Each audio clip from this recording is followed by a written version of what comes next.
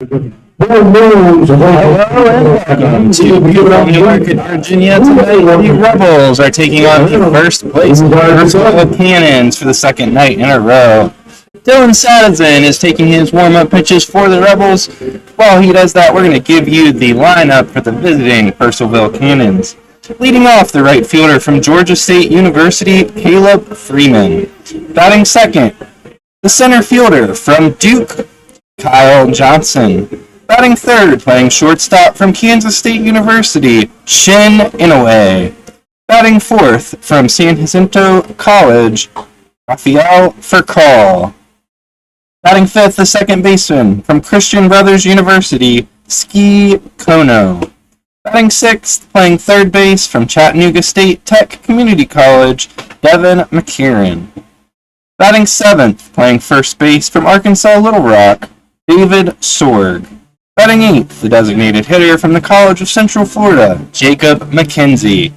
Batting ninth, doing the catching tonight, from South Carolina, Gavin Brayland. On the mound for the Cannons, out of Niagara University, Blake McMillan. As I mentioned, Dylan Sadison getting the start tonight for the Rebels. Second-year Rebel, Penn State Harrisburg. He's a left-handed pitcher, coming off a good start here at Rebel Park about a week ago. And he is ready to go to work against Caleb Freeman to get this one started. Caleb Freeman's batting .220, 5 doubles, a triple, 6 home runs, and 25 RBIs.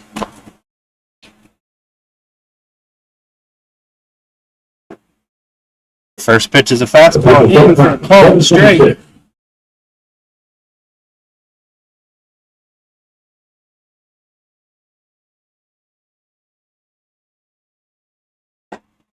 The one pitch misses up and away. Good crowd here at Rebel Park. Home stands, maybe 2/3 full. Visiting stands have a smattering of folks over there. Another pitch misses. That's 2-1 on the leadoff man, Freeman.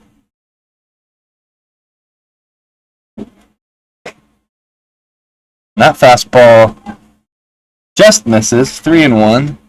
Didn't look like it missed by much.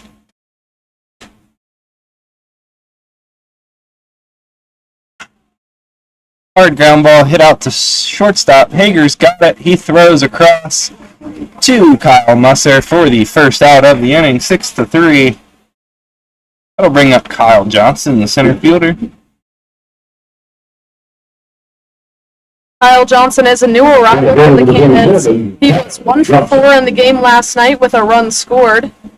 The only game he's played so far, I believe. Yesterday was the first day he arrived. Fastball misses outside. Rebels wearing their regular home uniforms. That's dark blue tops with white pants and dark blue stirrups. Got a timeout at the plate. Looks like Connor Riley might be having some issues with his catching equipment.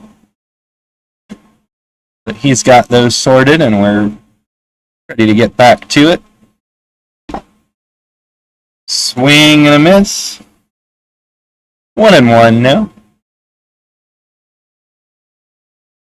Cloudier day in Newmarket today. Check swing, no swing. Cloudier day, had some rain on and off throughout the day. Nothing too hard. Be an easier day to play the right side of the field as the sun's not a big issue. Yeah, Newmarket's been really lucky, I feel like, with avoiding rainouts. I know Purcellville's one of the team that has quite a few to play still. I believe they have 6 games left to the Rebels 3. Now they're playing a doubleheader on Monday against Woodstock.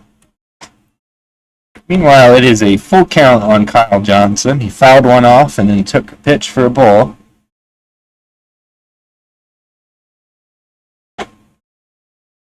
That one misses down and in for ball 4.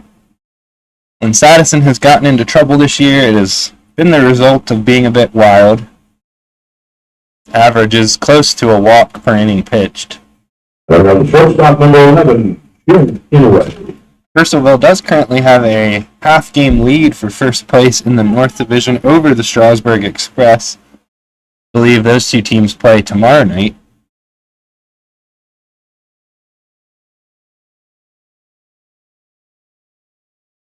Breaking ball misses down and away. First place, very important. Gives you a bye into the second round of the playoffs.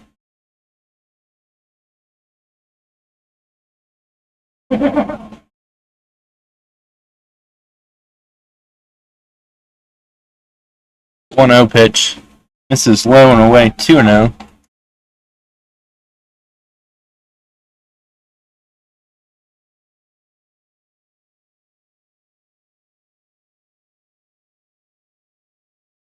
Shin Inouye's batting .262 with 9 doubles, 5 home runs, and 32 RBIs. Hager throws back across, trying to double off Johnson, but does not get him, so it'll just be 1 out on the L6.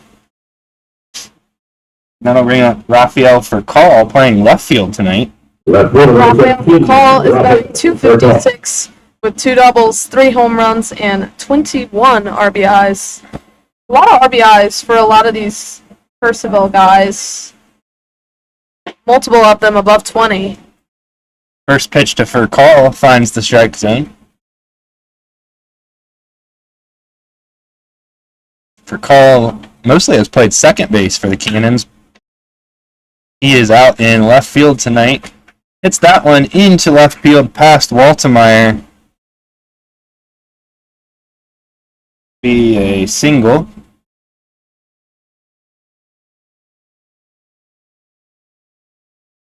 Second baseman, number 2, Steve Kono. Hard hit to Waltemeyer's left.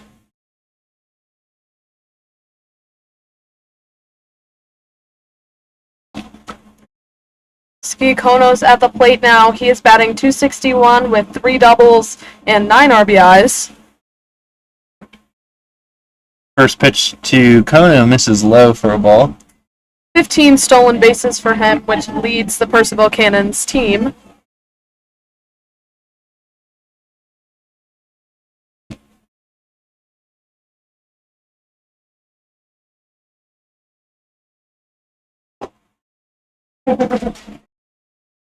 Swing and a miss. 1-1.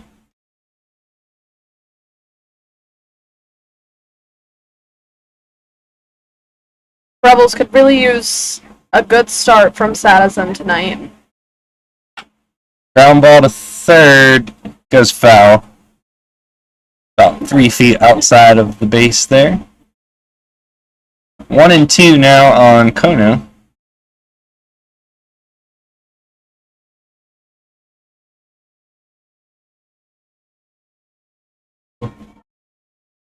Kyle Johnson on second. Inouye. Kono swings and misses. Strike 3. No runs, 1 hit, no errors, 2 runners left on base. So that doesn't score. Rebels coming up to bat, and Hannah is going to give you the starting lineup for the Newmarket Rebels.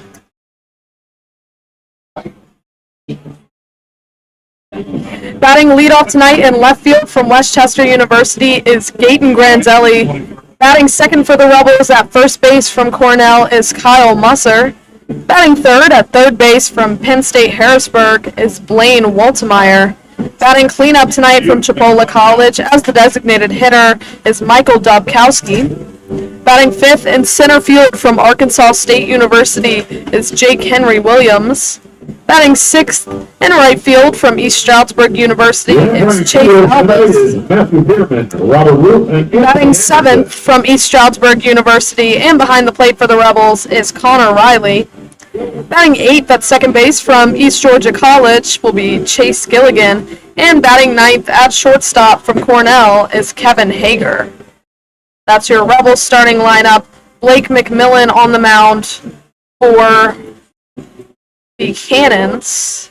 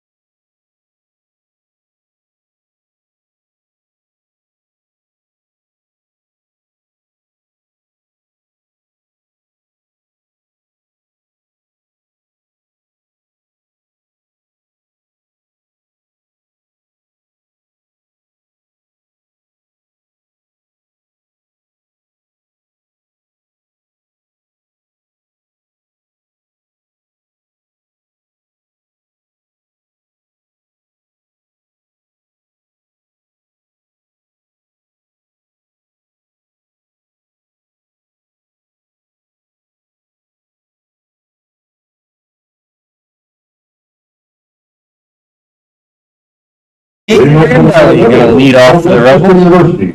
Fielder number 10, Deacon Grandelli. Grandelli's batting .275 with 2 doubles, 3 home runs, and 17 RBIs.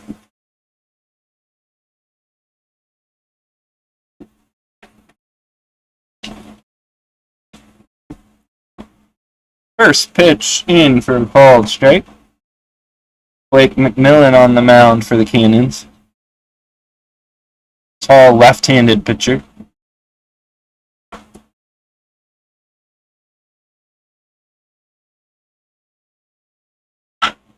Ground ball deep in the hole at short. Throw across in time to get Grandelli. Thought he might have a chance to beat that one out. Yeah, that was close over at first base. Strong throw from Inaway. Third baseman from Cornell University. Number 6, Musser. Brings up Kyle Musser, first baseman tonight from Cornell University. Musser's batting .354 with 6 doubles, a triple, and 13 RBIs. First pitch is bounced in for ball 1. Pitched 3 innings in relief last night against the Cannons. Kyle's been known to dabble on the mound. When necessary.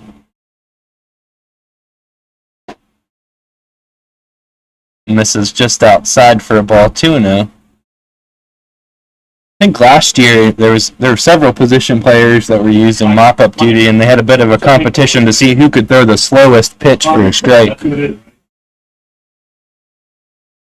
Another one misses low, 3-0. Yeah, I wouldn't say he has the most zip to his pitches, but, got the job done. Rebels didn't really have many people available last night.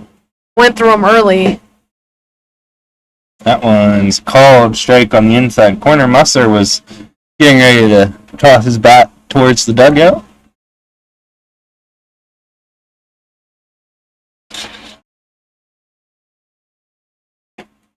Three-one inside corner for strike 2.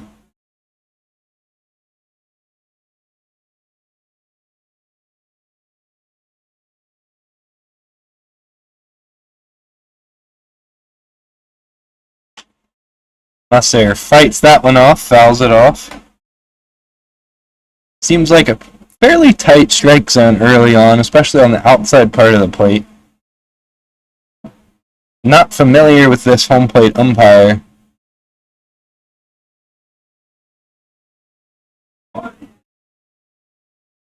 Swung on and missed for strike 3. It was actually foul tipped into the catcher's mitt, but Rayland hung on for the second out of the inning. Brings up Blaine Waltemeyer. The third baseman from Penn State Harrisburg. Number 25, Blaine Waltemeyer. Waltemeyer's batting .303, 3 doubles, 2 home runs, and 15 RBIs. One of those home runs coming last night in the top of the 9th inning against the Cannons. So it was a 2-run home run. Out hit the scoreboard out in center field.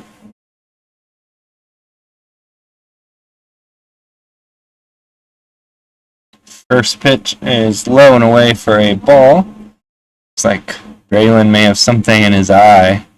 Brief pause as he works on that. McMillan on the mound for the Cannons has started 2 games, appeared in 5, 12 and a third innings, allowing 11 hits, 4 runs, all earned, 6 walks, and 18 strikeouts.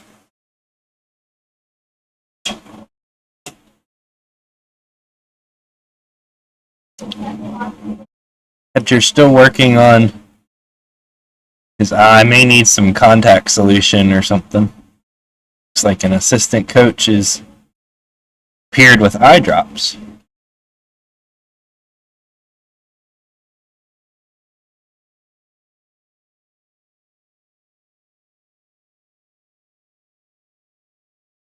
Looks like it was a contact issue to me. They were checking to look like see if it was still in there.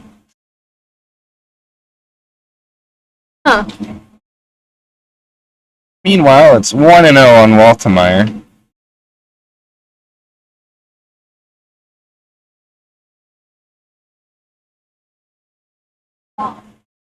Misses low for ball 2.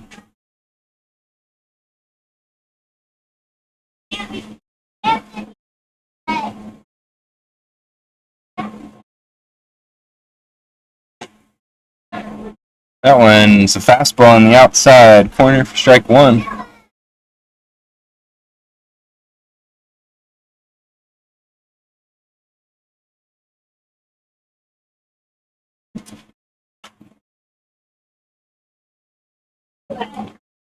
Two one is fouled out over the Rebel dugout. 2-2.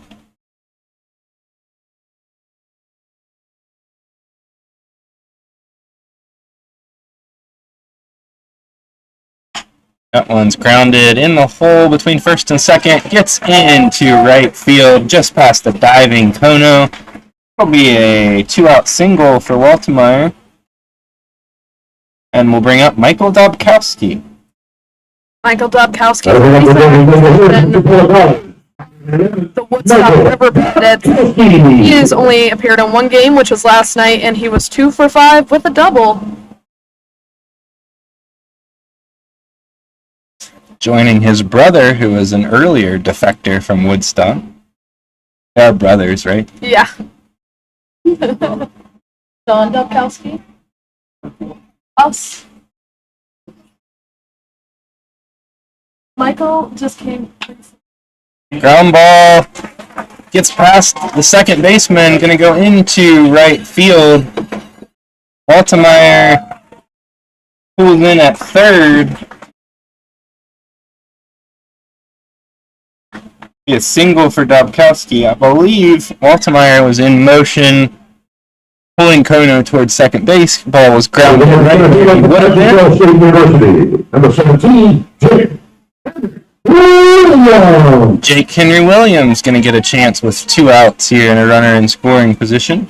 Williams is batting .248 with 7 doubles, a triple, 2 home runs, and 15 RBIs. Also 10 stolen bases, which now leads the Rebels after. First pitch is in for a called strike.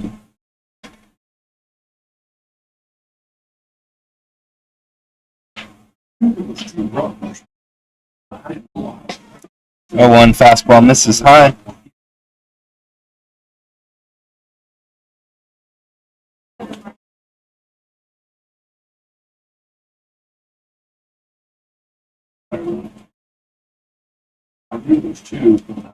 One one. Breaking ball stays high.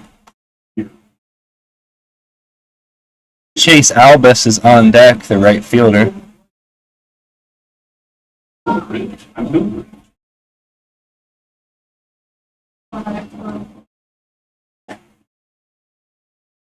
Swung on and missed. 2-2 to Jake Henry Williams.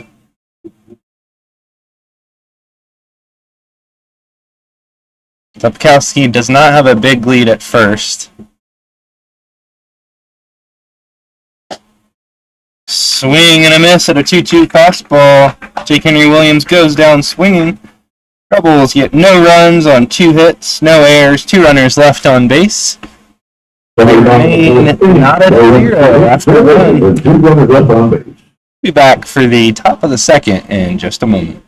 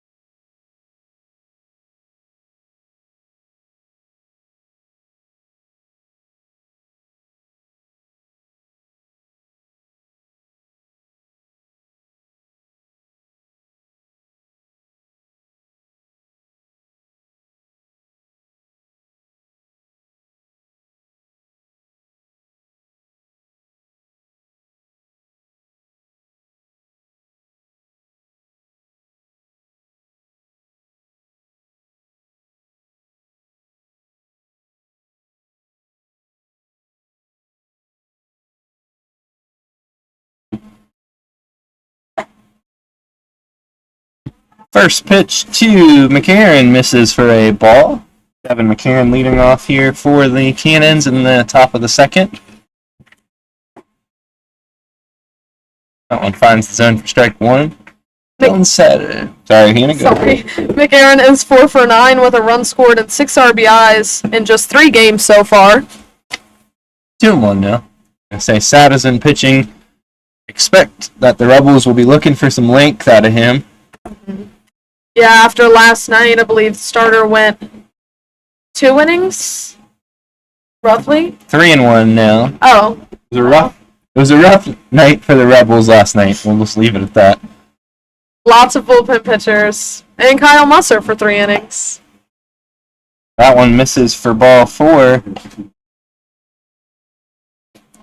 Brings up David Sorg, first baseman.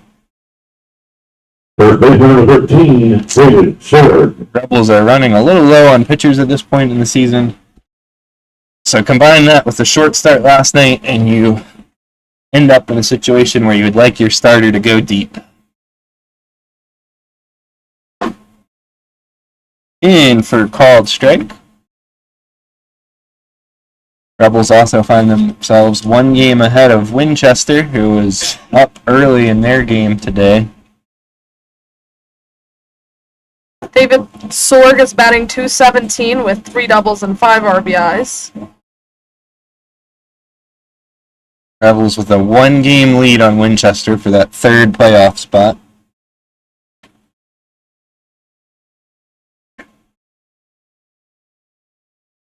Two and 1 now, the count. I was asked today if the Rebels are going to make the playoffs, and I was like, I hope so. Then he was like, well, there's only a couple games left, shouldn't you know? I was like, actually, no. It'll be a tight race till the end. That one's popped up, shallow left field. Waltemeyer, the third baseman's out. He's got it about 2 steps into left field grass.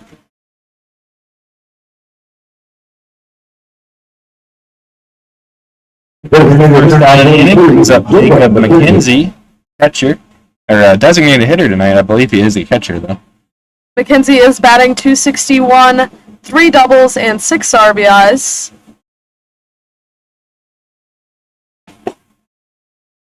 In for a called strike. Yeah, it's a tight one coming down the stretch here. Looking unlikely that the Rebels could catch the Cannons or the Strasburg Express for one of the top 2 spots. But I don't believe mathematically impossible yet.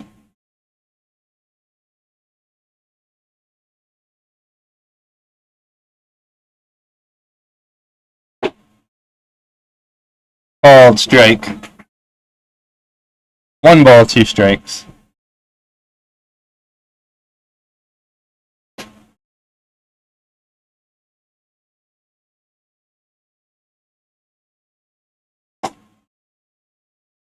That one misses for a ball.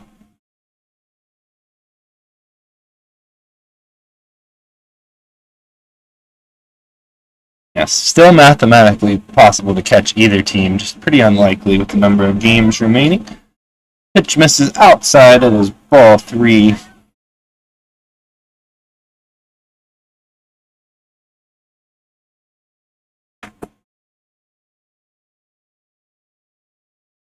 Runner bluffs and then holds up. Pitch is fouled off.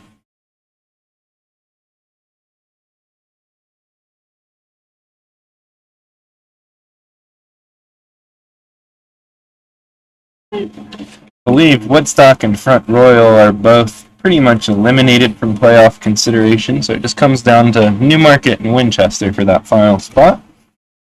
Pitch is fouled away. Cannon's looking good with 21 wins and 13 losses, but that means they have 6 games they need to play in the next 4 days.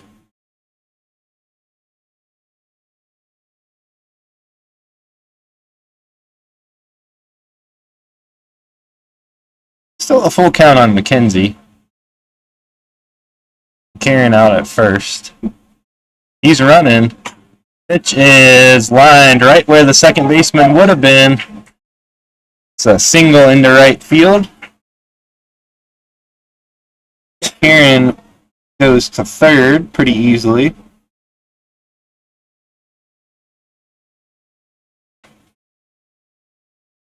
Chase Gilligan's out at second for the Rebels tonight. Normally not his starting position. Normally at first, maybe even sometimes third. But Brings up Gavin Browland. Rayland? Not 100% sure on that pronunciation. Misses for a ball, 1-0. Raylan's batting .333, 3 doubles, 10 RBIs.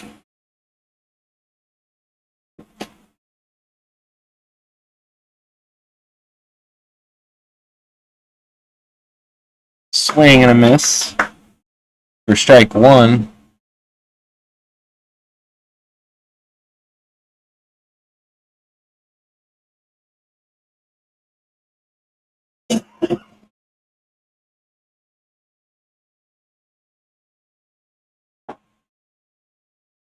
Another swing and a miss. 1-2. Stands have continued to fill as people are still filing in.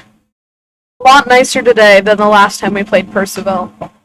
So I'm not shocked that there's more fans this go around. Fights off outside fastball, fouled it into the netting in front of the Purcellville stands.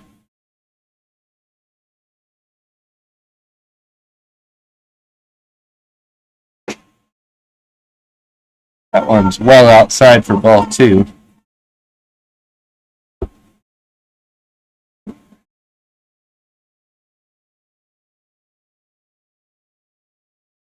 Two balls, 2 strikes, 1 out, runners on the corners.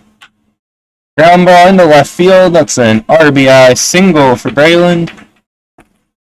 Purcellville scores the first run of the game.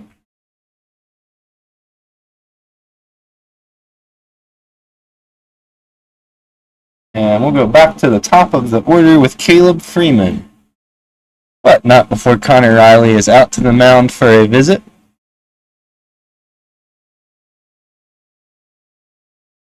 We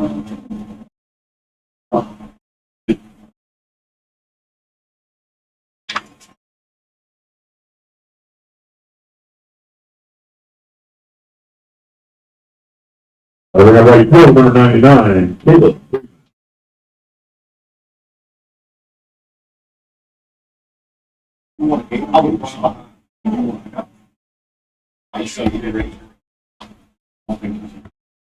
As it is all finished up. Freeman grounded out to shortstop in the first inning. Rebels would love another ground ball. Called strike. McKenzie out on second. Brayland at first. Still only 1 out.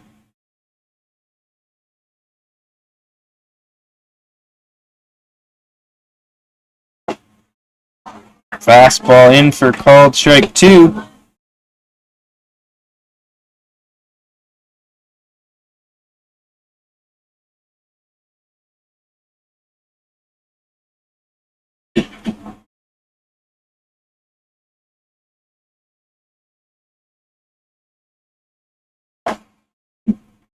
Fastball misses outside.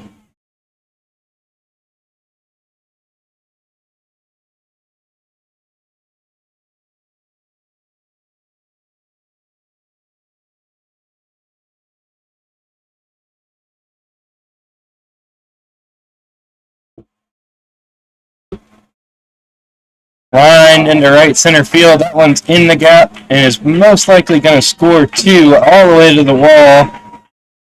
Freeland heading to third. He is going to have a 2 RBI triple.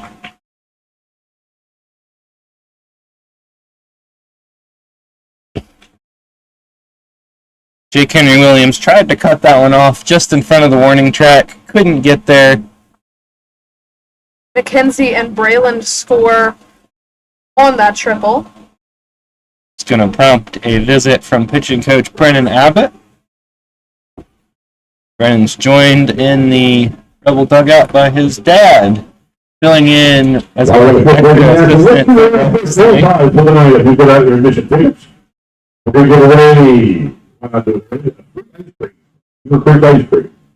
Admission ticket number 0363029. 0363029. That's your admission ticket number. Take it to the souvenir stand and collect your free ice cream. From Sugar Creek. For New York Rebel Baseball.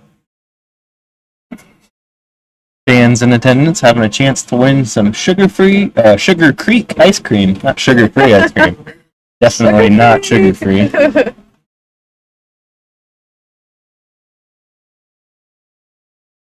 Visit on the mound breaking up. Kyle Johnson ready to go to work against Dylan 47. Kyle Johnson. Cannons have hit Dylan pretty hard in this inning.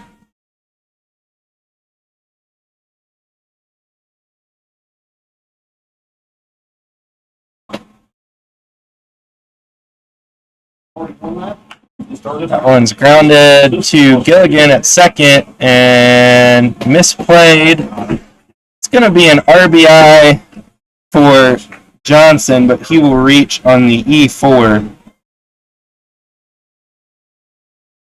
Gilligan playing out of position over there. Got to keep that in mind. But struggled with that one going to his left and then ended up throwing it past Musser at first base. 11, Shin, in a way. Still just 1 out in the top of the second. Shin Inouye now batting. Inouye lined out to shortstop previously. Tries to bunt. Bunts it foul towards the Rebel dugout.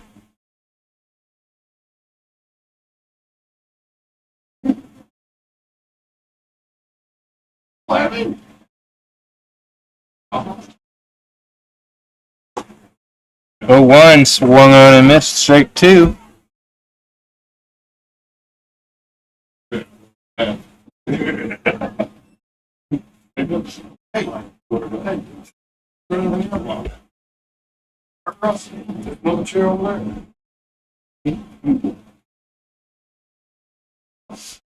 One ball, 2 strikes.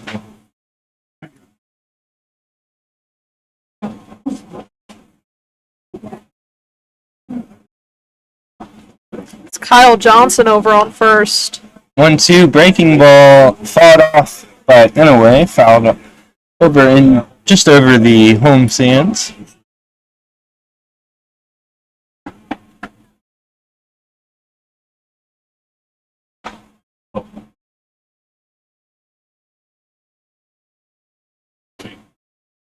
That one's lined into left center field. That's in the gap for a hit. It goes all the way to the wall. Grandelli's got it. It is going to be an RBI double for Inouye. Kyle Johnson scoring on the double.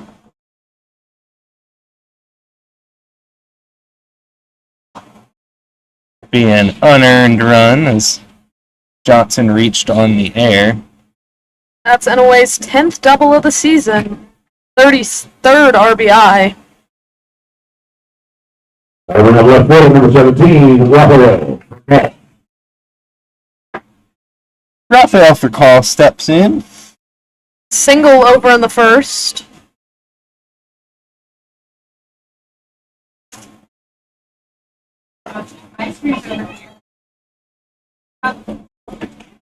He is the son of longtime major leaguer Raphael Furcal.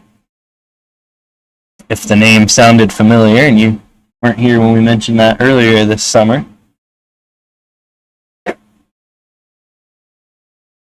Inside, it's 2-0. Rebels do have action in the bullpen.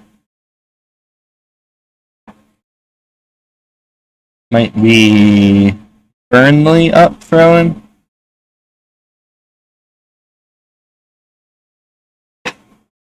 Fastball misses inside, 3-0. Rebels would like to limit the damage here. Still have 8 innings to claw back. Went down early yesterday, 7-0 to the Cannons. That's a 4-pitch walk, and that's going to bring out Coach Shepard. Second visit of the inning means we will get a pitching change. We're going to take a quick break. While that happens, we'll be back with the new Rebels pitcher on the other side.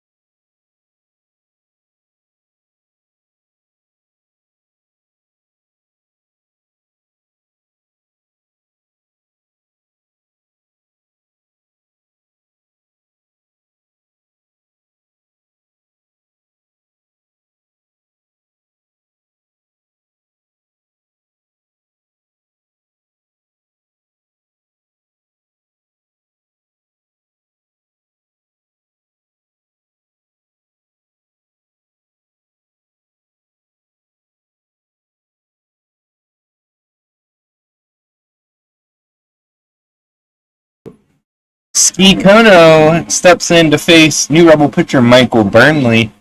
Sadison goes 1 1/3, allows 5 runs, and he is responsible for both Cannon base runners. Kono with a strikeout in the first. Now for the Rebels from Shepherd. I'll give you some stats on Michael Burnley. He has pitched in 9 games, all in relief, 11 and 2/3 innings, allowing 8 hits, 6 runs, all of those earned, 6 walks, and 19 strikeouts.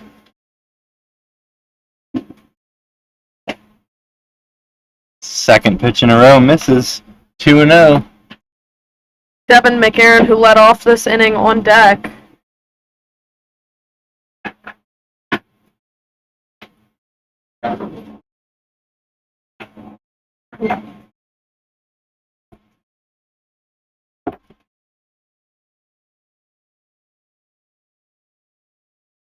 That one's lined into the right field corner.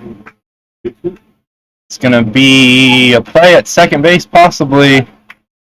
He is safe. That is another RBI double for the Cannons. And this one is quickly getting out of hand. 6 runs across, 2 runners in scoring position. Devin McAaron getting his second at-bat of the inning as the Cannons have officially batted around. McAaron has a walk and a run scored tonight. That was Ski Kono's 4th double of the year.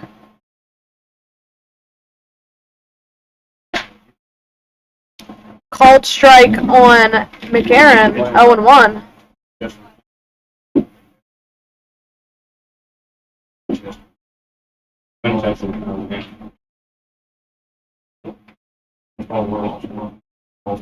A 1 pitch from Burnley. Breaking ball outside. 1-1.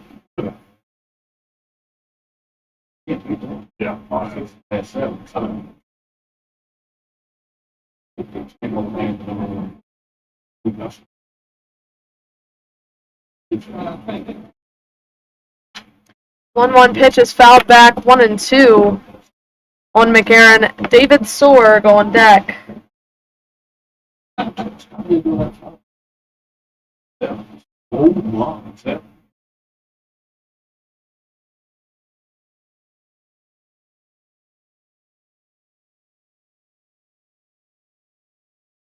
One two from Burnley is high.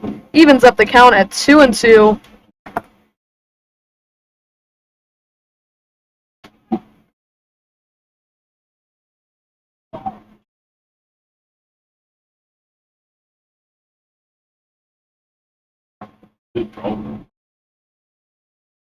Two. Breaking ball stays up. Full count.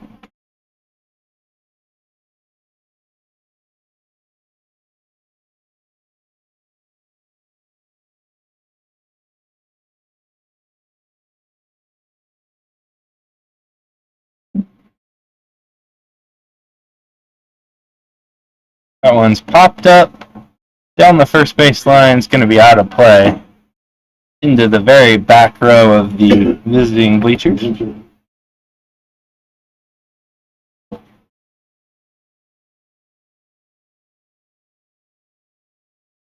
Full count.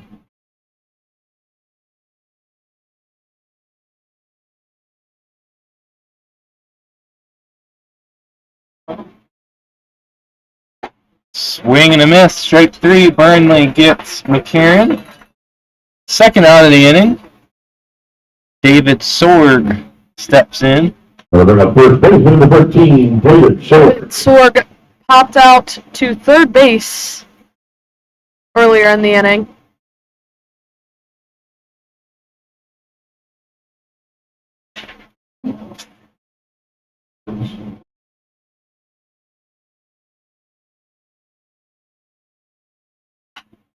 First pitch popped up back straight at us, put over our heads. Hit something solid back behind us.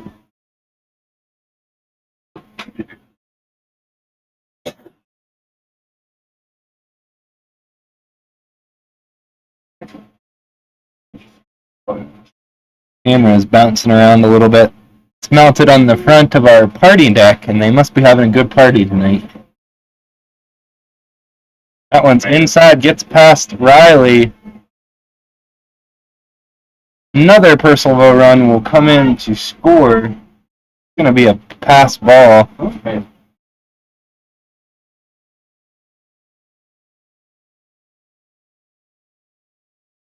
Was inside, fairly close to hitting Sorg, and Riley could not come up with it. Deflected off of his glove to the backstop. Allows the 7th run of the inning for Purcellville to score. 6 hits so far tonight for the Cannons. This one's popped up. Looks like it's going to get out of play down the third baseline. 1-2.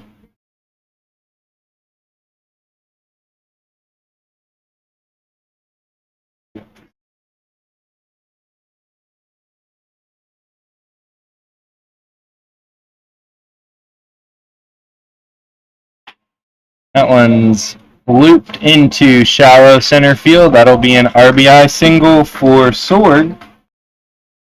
The 8th run of the inning comes in. Wasn't hard hit, but he put it in the right spot just over Hager's head. Brings up Jacob McKenzie. McKenzie with a single and a run scored.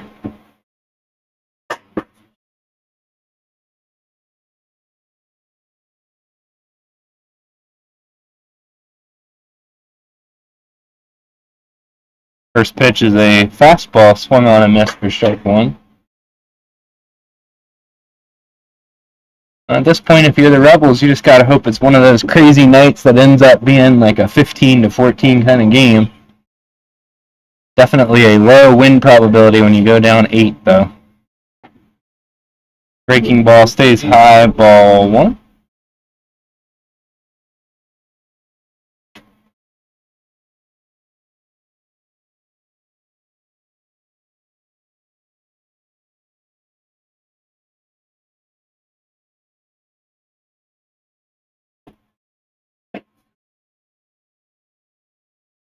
Just misses outside, ball 2.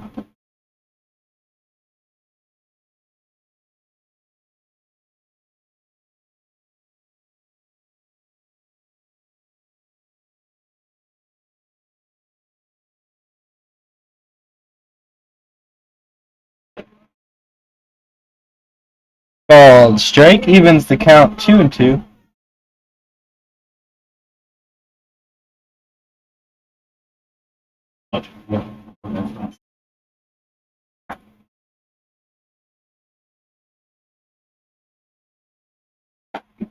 Fastball misses up and away.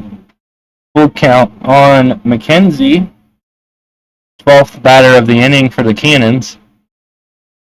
It's been a long inning. Long half an inning, actually. McKenzie chases an outside fastball for strike 3. Cannons score 8 runs on 6 hits. There was 1 Newmarket error, 1 runner left on base after 1.5. It is Purcellville 8, Newmarket nothing. We'll be back for the bottom of the second and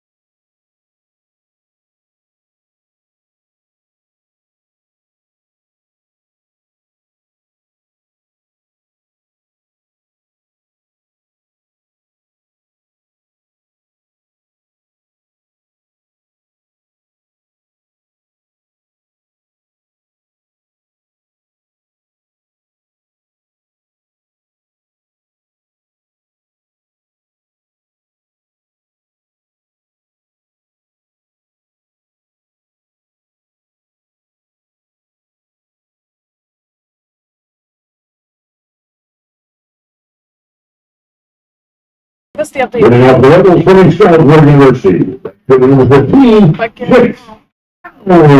Chase Albus leads off for the Rebels in the bottom of the second. See how much fight the Rebels have in them tonight. Albus is batting .264, 6 doubles, 2 triples, 2 home runs, and 23 RBIs, leading the team.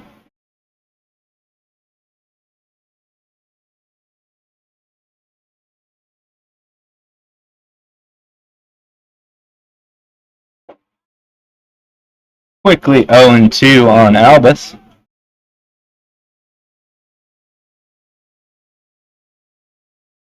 Conventional wisdom definitely says when you're up 8-0, throw strikes, make the other team get hits. Do not give free bases.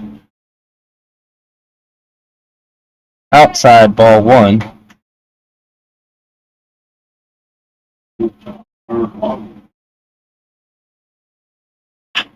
One's grounded up the middle. Big hop off the pitcher's mound.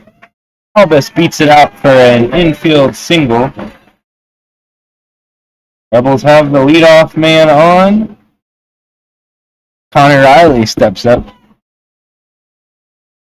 Catcher from East Stroudsburg University. Connor Riley batting 2. He has 3 doubles and 19 RBIs. First pitch is in for a called strike.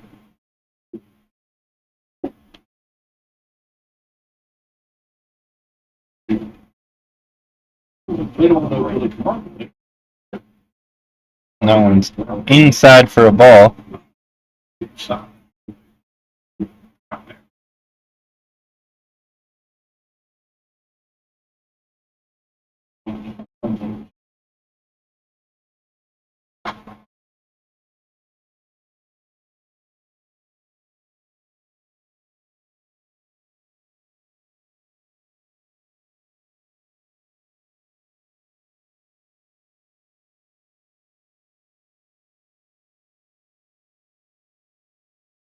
Another ball, 3-1 on Riley.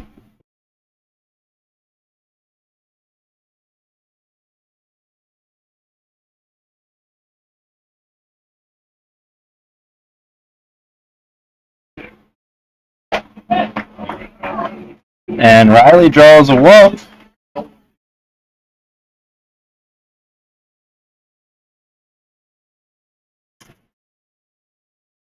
So the Rebels have their first 2 men on. Brings up second baseman Chase Gilligan. Gilligan's batting .227 with a double and 7 RBIs. Rebels might get something cooking here in the bottom of the second.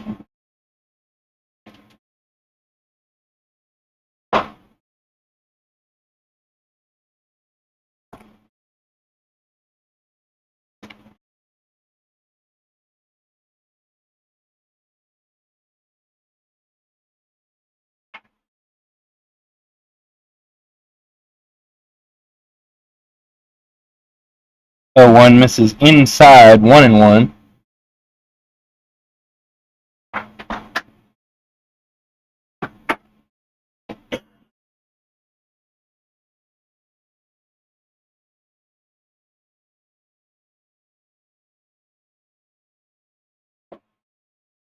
Breaking ball finds the zone for called strike 2.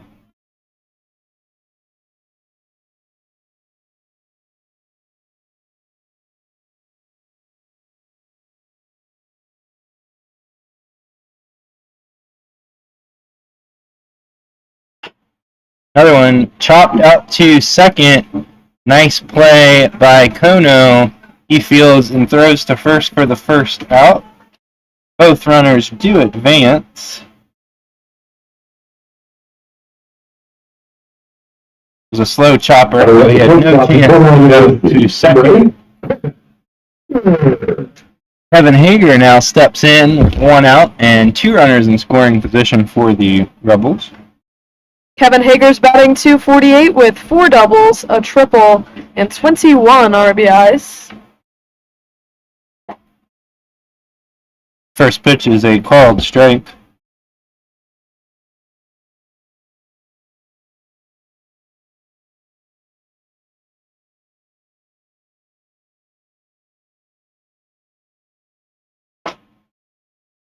Fastball misses just low. 1-1. Gate and Grandelli on deck. Feels like if the Rebels want to have any chance, they need to score both of these runs. That one's lifted into medium deep right field. Runner is tagging at third.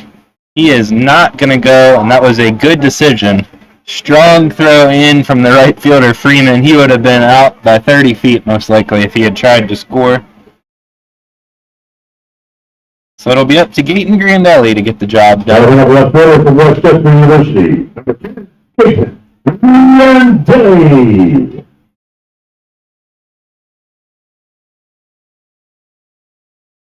Dayton Grandelli lined up to grounded out, to shortstop to lead off this game.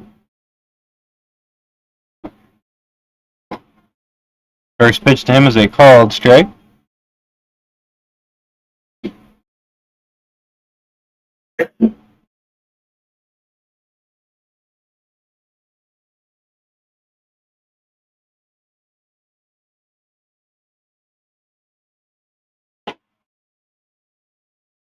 Swing and a miss. Quickly 0-2 on Grandelli. Looks like he is choking up a little bit on his bat. Just going to try to get this one in play.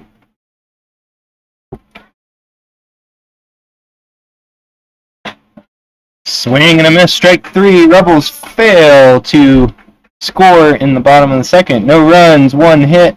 No errors. 2 runners left on base. After 2 complete, it's Percival. We'll be back for the top of the third in just a moment.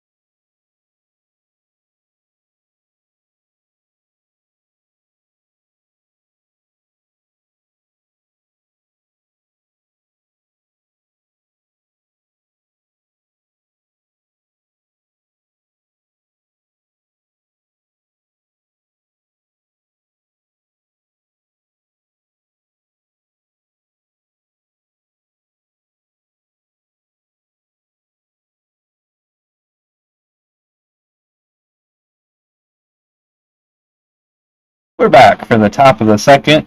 Gavin Braylon leading off for the Cannons. It's the first pitch into left center field.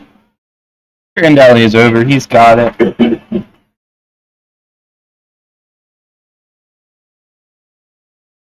And Caleb Freeman will get his third at-bat of the game here in the third inning. 99, Freeman.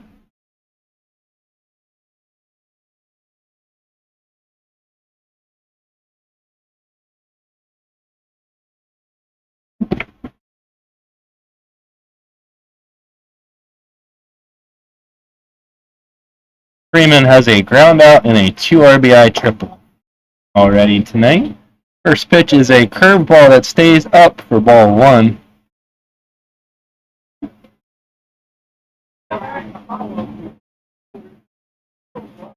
See that former Newmarket Rebel board member and published author Austin Gisriel is in attendance tonight.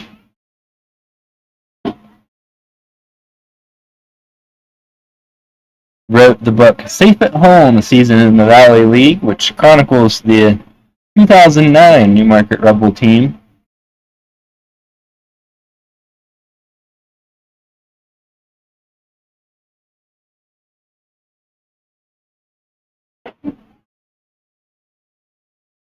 Check swing, no swing. Looked like it could have been a called strike. 2009 Rebels, very memorable season. If you're going to write a book, that was a good one to follow. Rebels ultimately lost in the semifinals to the Haymarket Senators, who are now a defunct Valley League franchise. 3-1 on Freeman. I believe in the final game of that semifinal series, the Rebels had a third baseman catching and 3 pitchers playing the field after several injuries.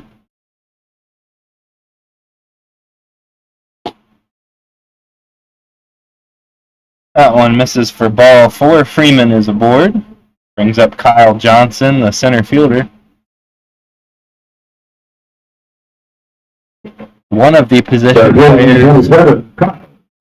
pitchers that was playing position was, I believe, 6'9" pitcher Steve Owens.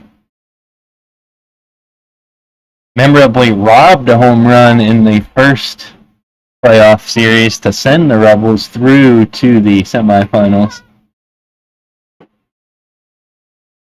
And yes, you heard me correctly, a 6'9" pitcher playing left field robbed a home run to save the game. You see some wacky things in the Valley League. 0-1 on Johnson.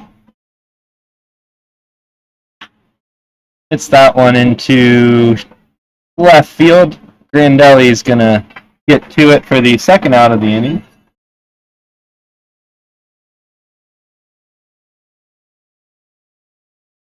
The 2009 season also featured a hail that canceled the Rebel scrimmage against the Newmarket Shockers after the field was covered in ice. Yes, ice covered the field in June.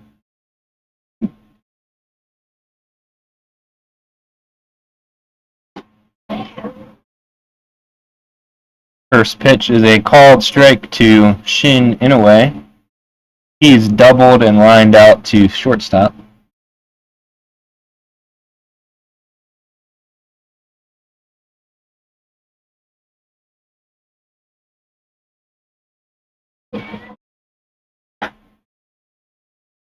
Oh, one misses high for a ball. If you want to learn more about that 2009 season, Safe at Home, a Season in the Valley, is available on Amazon.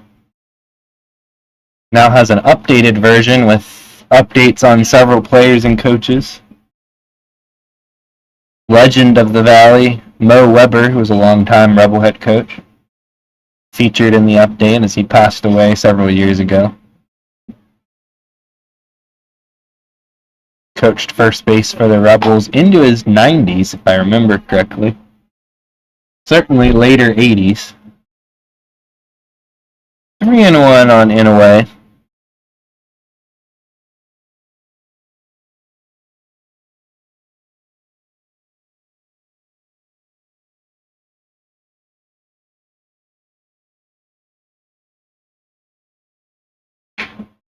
Fouled off. Full count now. 2 outs, runner on first. Freeman will be in motion with the pitch.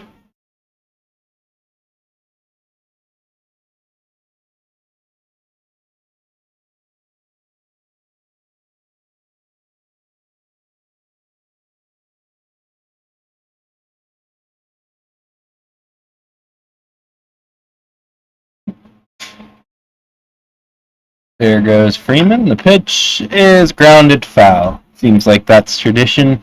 You got to foul one off if the runner's moving. 2 outs.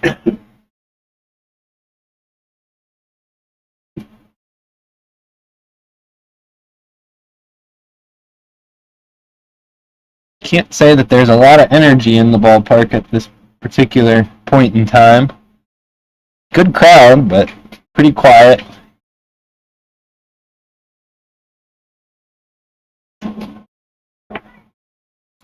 Another one fouled off, and once again, Freeman will have to retreat to first base.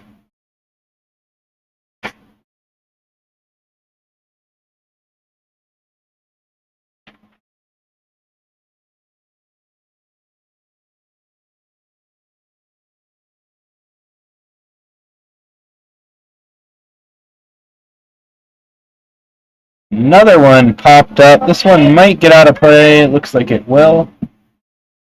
Lands just down below us and a little bit to our right near the Valley League Hall of Fame, which is located at Rebel Park.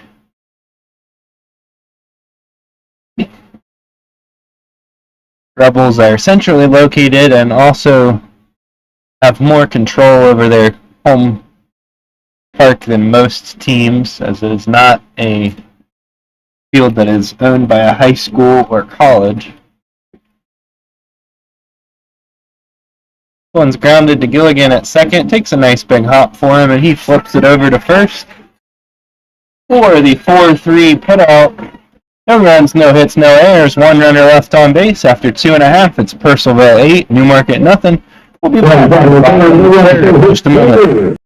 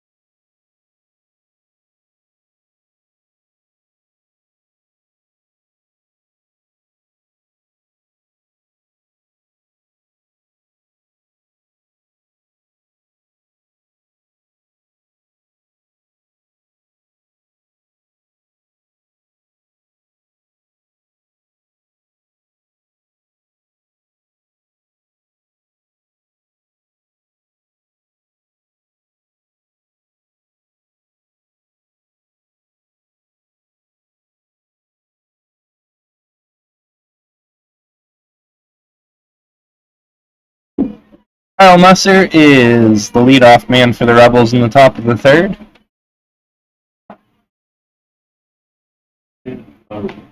Call the strike. Musser has a strikeout so far tonight. Rebels have stranded 2 in both the first and second inning.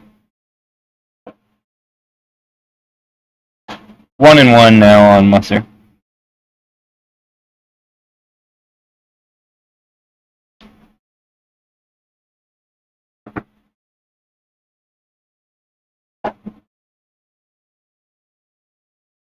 Swing and a miss, strike 2. Talking in between innings in the commentary position about how the more lopsided the score, the more obscure the stories will get. Musser strikes out swinging for the first out of the inning. It's his second strikeout of the game, brings up Blaine Waltemeyer. Waltemeyer has a single tonight. Waltemeyer.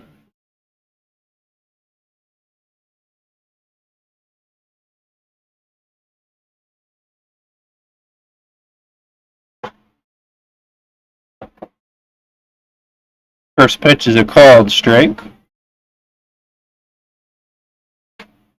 Rebels have had some other Blaines over the year. Coach Blaine Brown went on to be the head coach at King College after coaching the Rebels in 2006 to what I believe was their best ever regular season record. Oh, Hannah's testing my memory. I believe the 2006 Rebels, Waltemeyer swings and misses for strike 3. He's going to go down for the second out of the inning. I believe the 2006 Rebels.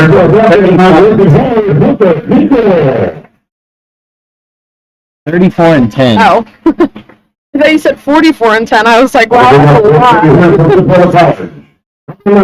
Michael Kowski. Team featured catcher Gerard Aaron, who was the Division III National Player of the Year in 2006. First pitch is a ball to Dobkowski. Dobkowski with a single tonight. Also featured Brandon Dixon, Rebel pitcher who went on to pitch for the Cardinals and then many years in the Japanese Professional Baseball League. I believe he has a World Series ring from his time with the Cardinals.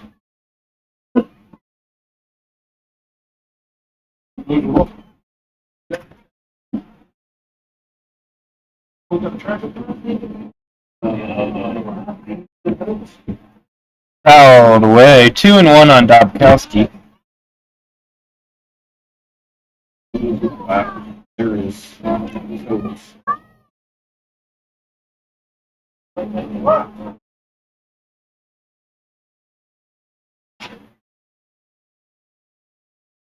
Brandon Dixon can be found on the all-time saves leader list for the Valley League. He was 5-0 with 13 saves in 2006. 2-2, swung on and missed. McMillan strikes out the side, and it's a 1-2-3 inning in the bottom of the third. After 3, it's personal.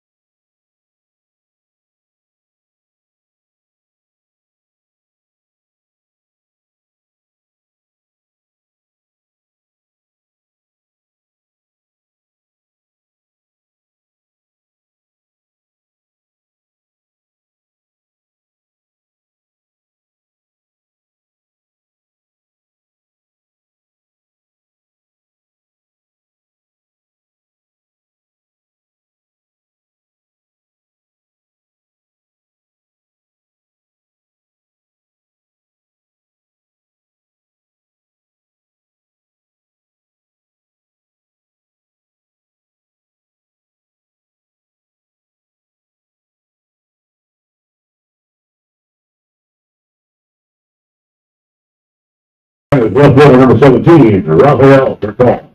Burkall is going to lead off in the fourth for the Cannons. Burkall is 1 for 1 today with a single, a walk, and a run scored.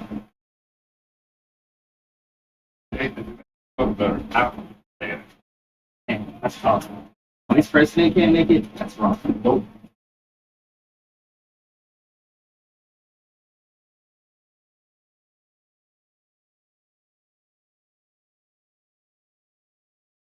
Also, I didn't say that shot.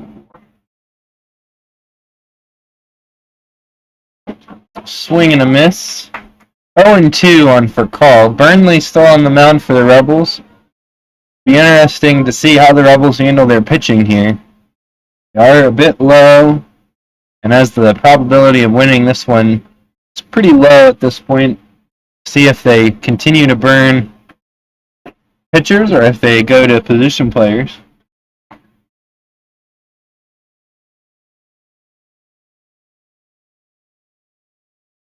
Anna points out that the Rebels' current pitcher is named Burn Lee.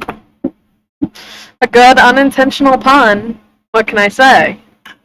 That one's lined into left field for a single. Hard That's hit. for Call's second hit of the night, both of them being singles. Reached base all 3 times. Runner on second base, number 2, Steve Kono. Ski Kono steps in. Kono's 1 for 2 with an RBI double in the second.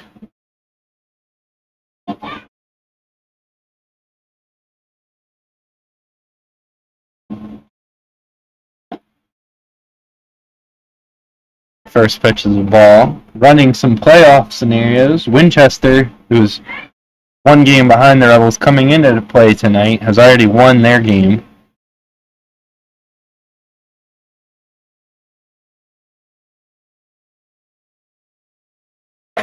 And if our calculations are correct, Winchester will hold the tiebreaker over the Rebels, most likely. So the Rebels will need to finish a full game ahead of the Royals in order to secure that spot.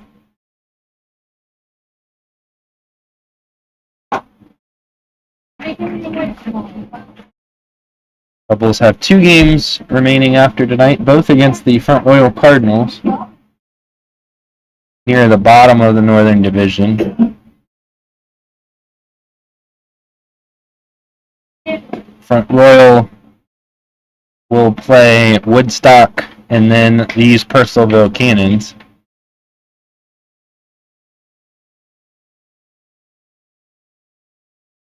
Purcellville may or may not have anything on the line in that game. That one is ripped into right center field. Albus back just in front of the warning track to reel it in. Off the bat, I thought that was going to be trouble. Did not carry as well as I thought. Third baseman, number 45, McKenna. Devin McCarron now up. 1 out. Playing in the top of the 4th. Percival has a runner on. McCarron is 0 for 1 with a walk and a run scored.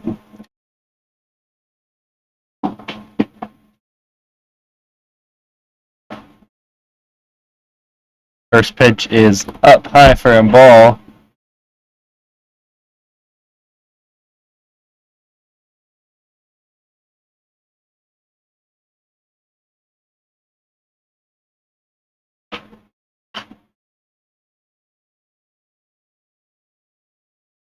One 0 is fouled straight back.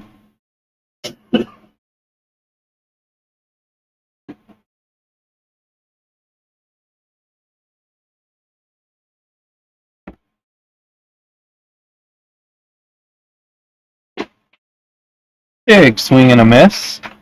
1 ball, 2 strikes.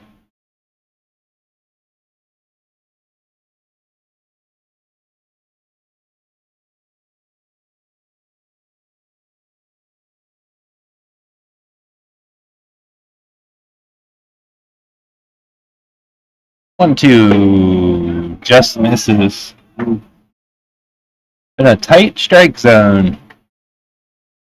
Yeah, Rebels fans not the happiest with that call, but been pretty consistent all night.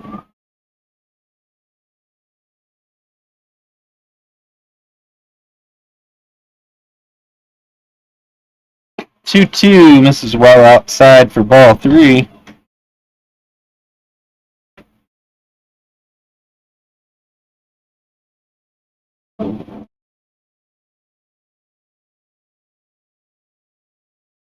Full count pitch. Long pause. Fouled off.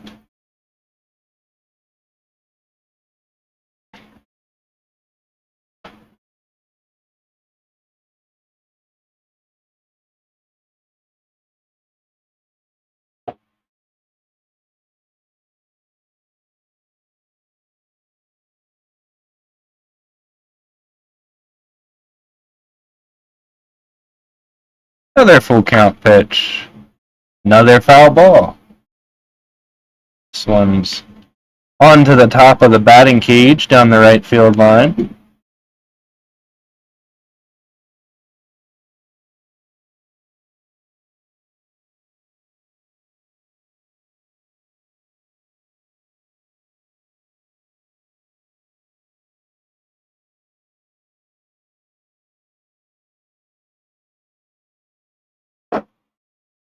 That one misses up high for ball 4. Kieran will head down to first with his second walk of the night, and that'll bring up David Sword. For position number 15, David Stewart. It's like there's movement down in the Rebels bullpen.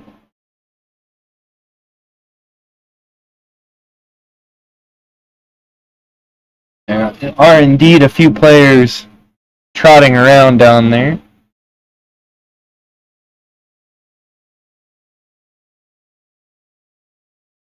That one's grounded past Musser at first into right field. Be a 2 RBI double for Sword. That makes 3 RBIs on the night for Sword. Had an RBI single in the second inning.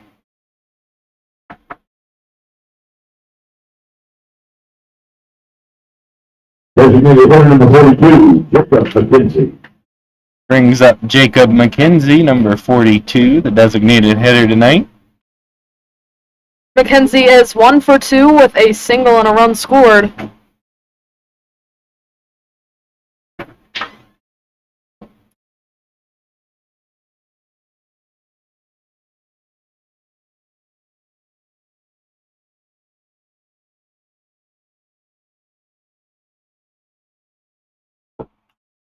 Ground ball to Gilligan at second.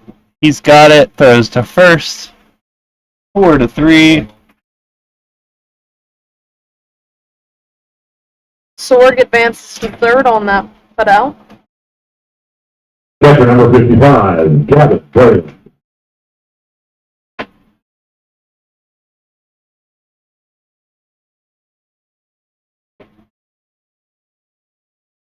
There's Gavin Brayland, who is 1 for 2 with a single and a run scored, as well as an RBI.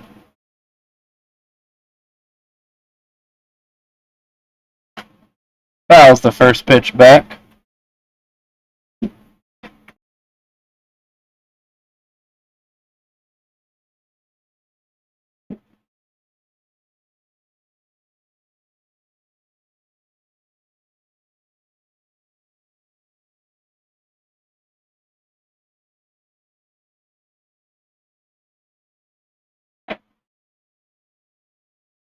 Oh, one's a breaking ball. It misses high. 1-1.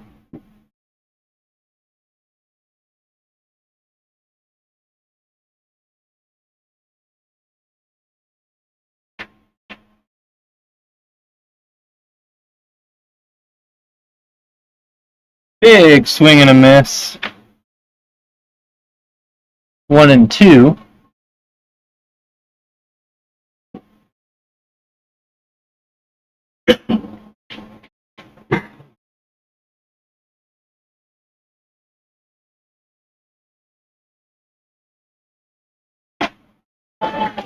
And another swing and a miss for strike 3. That ends the inning. Percival scores 2 runs on 2 hits, no errors, 1 runner left on base. After 3.5, it's Percival 10. We'll be back for the bottom of the 4th in just a moment.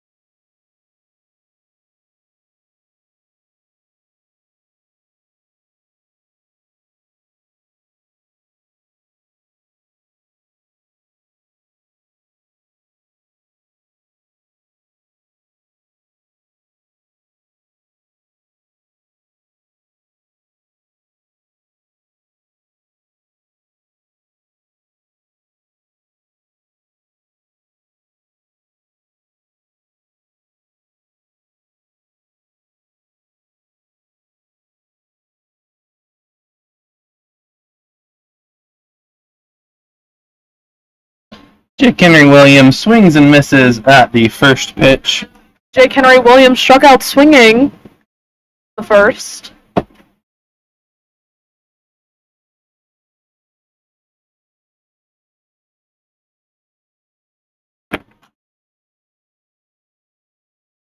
Fouled off. Or busted out the immaculate grid in between innings.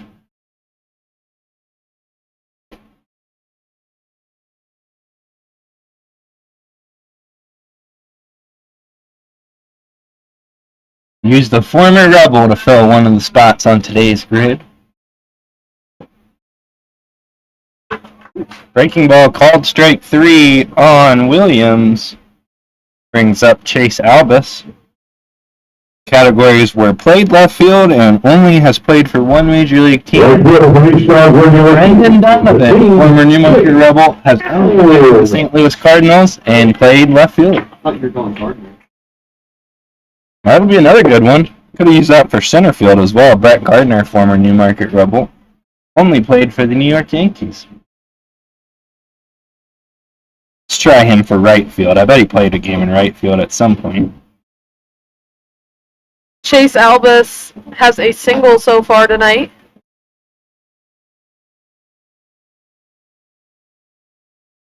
Count goes to 1-1 on Albus.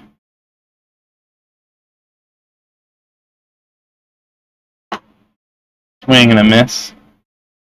Don't think I'll be able to use any former Rebels for the 40-plus home run season or the 3,000 career hits. Unless John Kruk hit more than 40 home runs at any point. Albus goes down swinging. That's 6 consecutive strikeouts. Rebels batter. 16. Riley. Connor Riley walked in the second.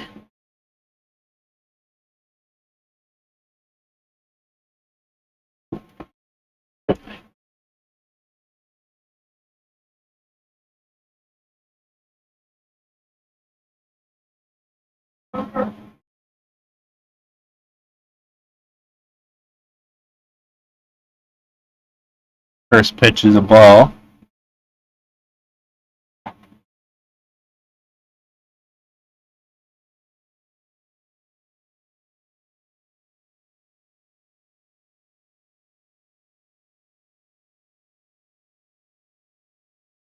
Second one also misses inside, 2-0.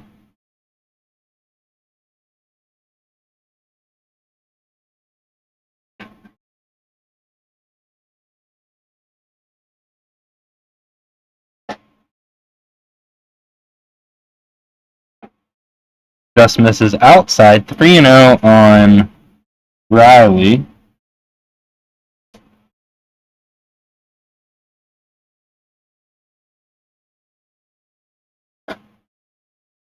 Misses upstairs. It's a 4-pitch walk to Riley. So after striking out 6 consecutive batters, McMillan walks Riley, and that brings up Chase Gilligan. Gilligan grounded out to second. Gilligan.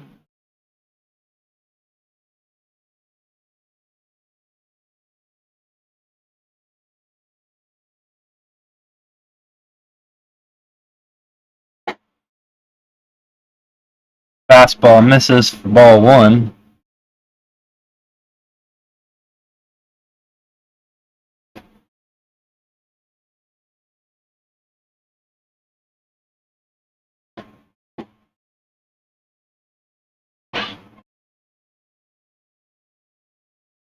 Called strike 1-1.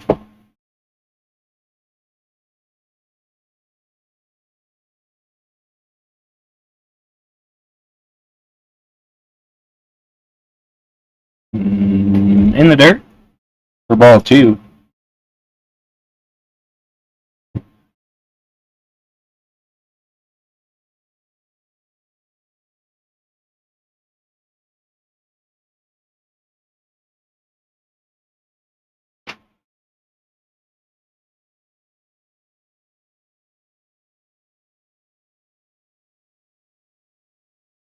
Logan fouled that one off into the yards in the right field line. 2-2.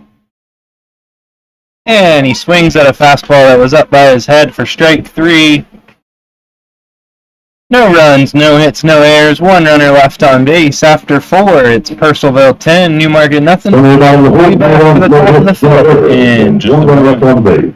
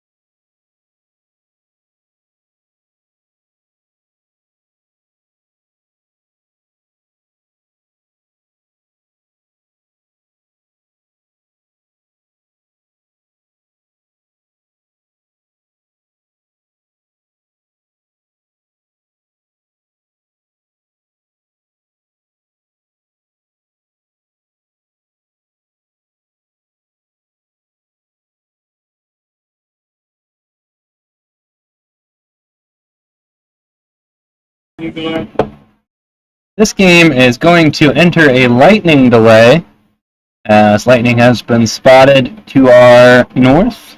Ladies and gentlemen, It is not an official game yet. so are we going to postpone the game for a short period of time?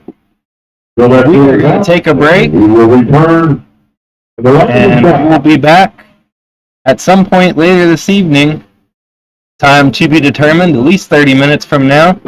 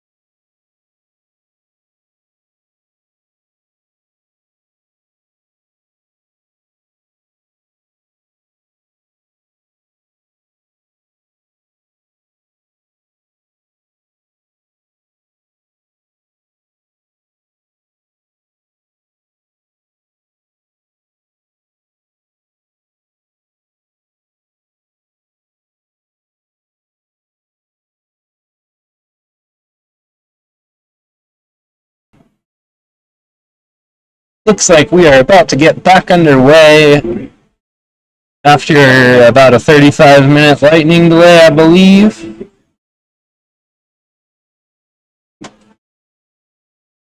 Defensive changes for the Rebels, moving from third base to the pitcher's mound, is number 25, Blaine Waltemeyer, going from designated hitter to third base, Michael Dobkowski.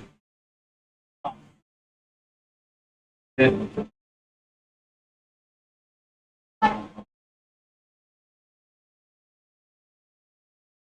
off the top of sixth inning, right field number 99. Jared. That's it. I said it's the fifth. Oh, you did? Don't stop it. First pitch from Waltemeyer is in for Correct, that was good. Caleb Freeman batting, who is 1 for 2 with a 2 RBI triple, a walk, and a run scored. swing and a miss, 0-2.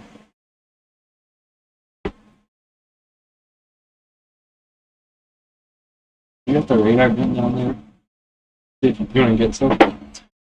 See how fast Waltemeyer is bringing it. Called strike 3, 76 miles on the outside corner. Waltemeyer.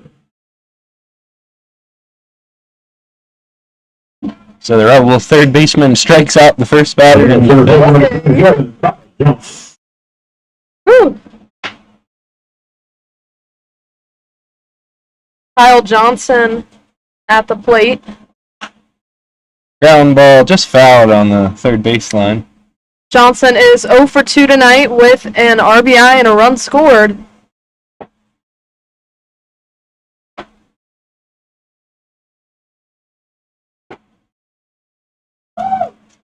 Called strike, 0-2.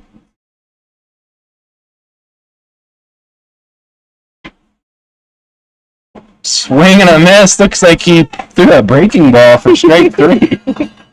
Waltemeyer strikes out the first 2. 68 miles per hour. 68-mile-an-hour curveball from Waltemeyer. Number 11, Shin. He laughs, but it was a curveball. Hey, it did a job, you know? This is what we need in this game. Brings up in a way. First pitch is a ball. There goes our shot at an immaculate inning. I was holding my breath. Finds the zone 1-1.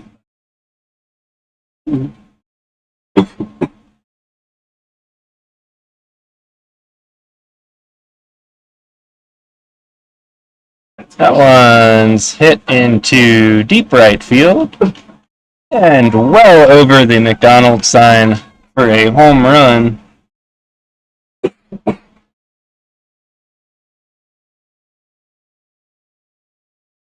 That was hard hit by Inouye. Was not a cheapie.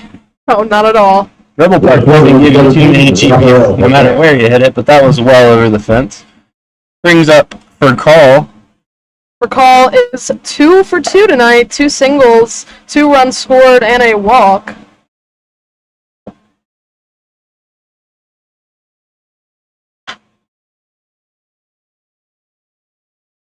Really had my hopes up there for a second Yeah, me too. after that 6 pitches, 2 strikeouts start to the inning.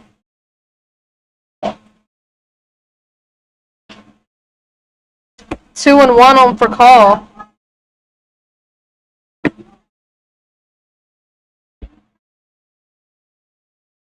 Fouled off. 2-2.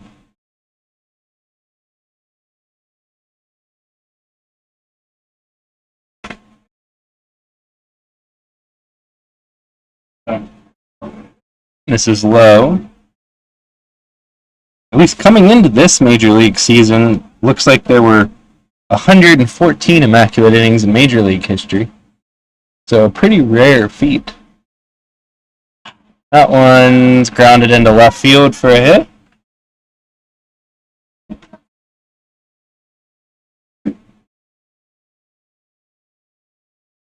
So after striking out the first 2, and more lightning? What happened? Purcellville's taking.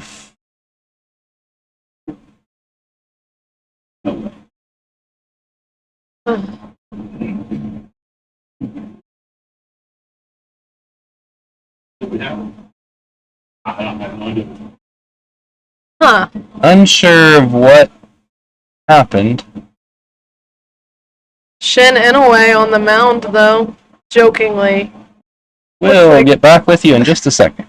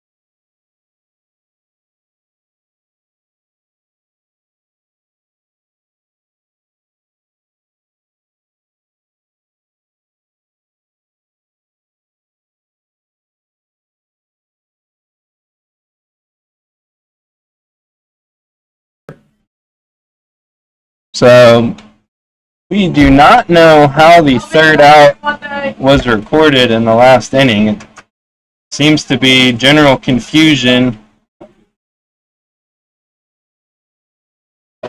in the park as to what happened.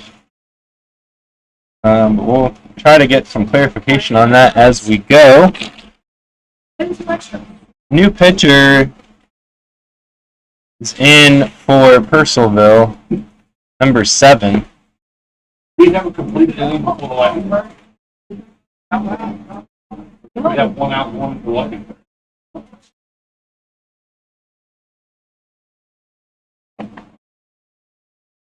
Seven is David Acost. Hager goes down swinging. Eckes? Go Acost. General confusion is reigning currently in the press box, so we apologize. From West West University, number 10. Hager struck out swinging. Grandelli. Peyton Grandelli is at the plate. Still do not know how the last out was recorded in the last inning. Acost has pitched 16 and a third innings in 13 games, 10 hits, 5 runs, 3 earned, 4 walks, 21 strikeouts.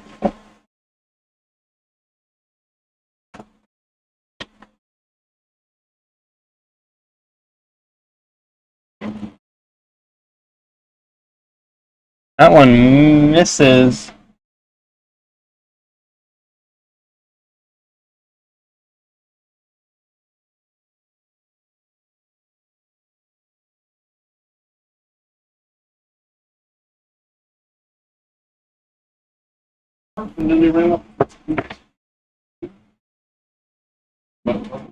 One and two on Grandelli after he fouled off the 1-1.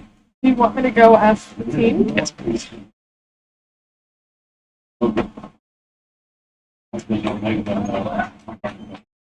Grandelli goes down swinging. Second out of the inning, second strikeout for Eckes. First baseman from Cornell University, number 6. Messer.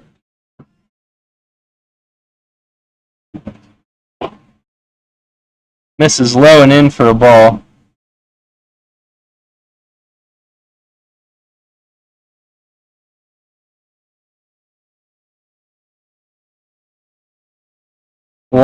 lined into left center field for a single. Musser has his first hit of the evening. He's going to try to stretch it into a double, and he is going to be out by about 40 feet at second base. Rebels get one hit, but still go down in order. No runs, one hit, no errors, no runners left on base. Runner at the bottom of the fifth. No runs and one hit, no errors. Wait a hold.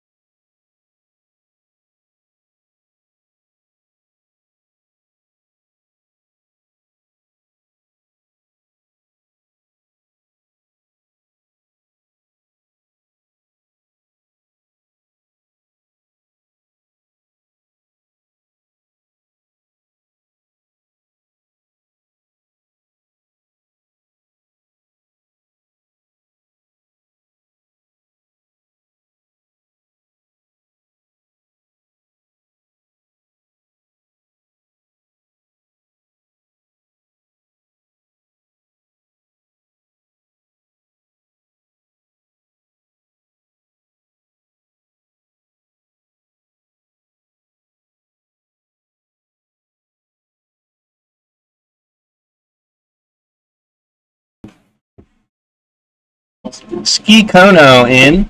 First pitch is a called strike. Waltemeyer, the third baseman, still pitching for the Rebels. Kono's 1 for 3.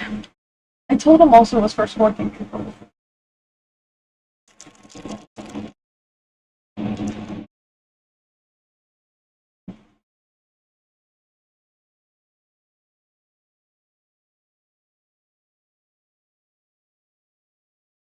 That one's fouled away, 0-2.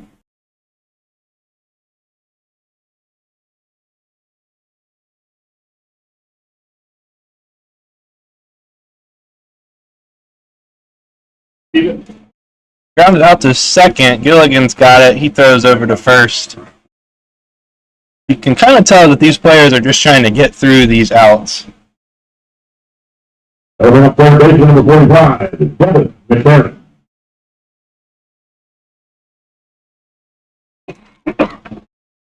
McCarron, who's up to the plate now, is 0 for 1 with 2 walks and 2 runs scored. Also raining, by the way. Partner.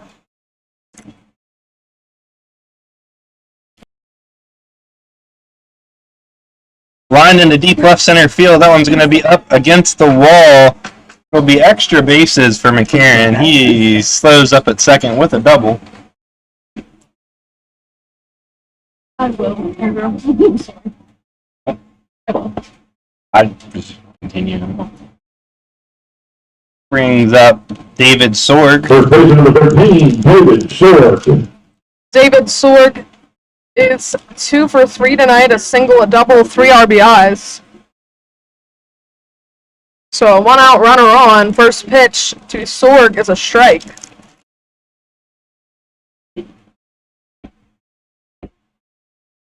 A 1 pitch, foul tipped into the glove. 0-2.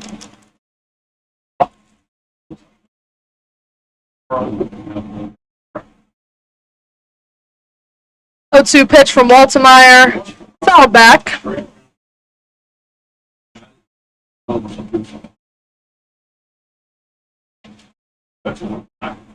It had to be that. I think they must have intentionally let somebody get tagged out. 0-2, fouled back again.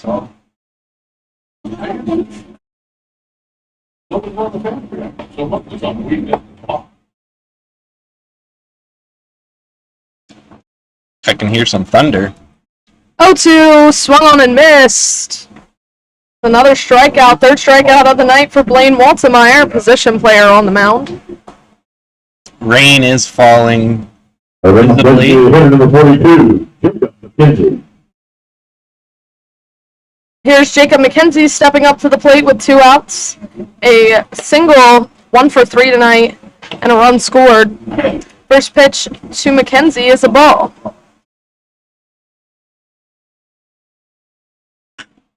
That pitch hit out into right field. Sounds nice off the bat, but Chase Albus is there for the F9 and out number 3.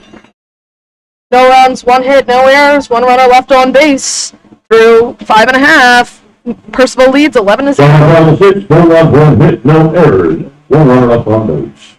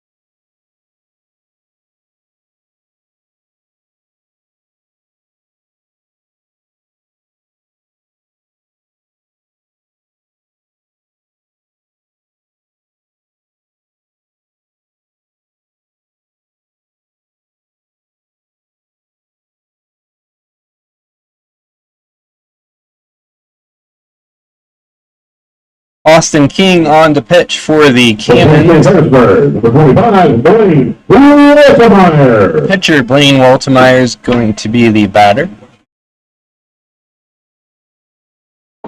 Rebels trailing 11-0, playing in the bottom of the 6th. With rain falling.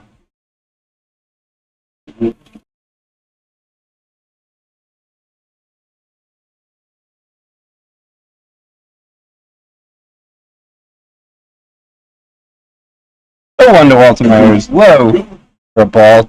1-1.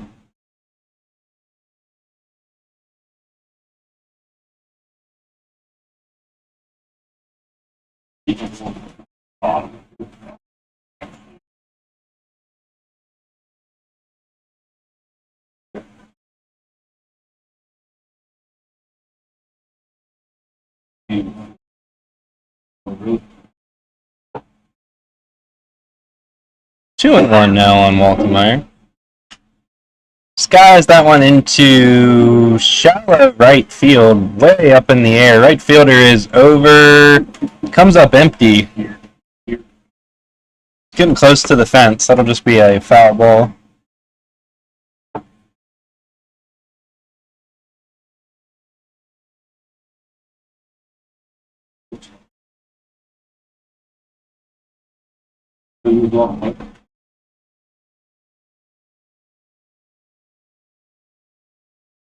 2-2 to Waltemeyer.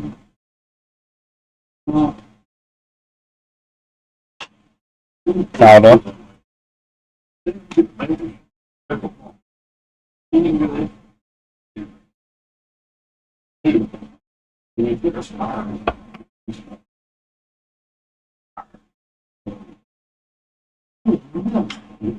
Waltemeyer lines that one into left field. That'll be a clean single, his second hit of the night.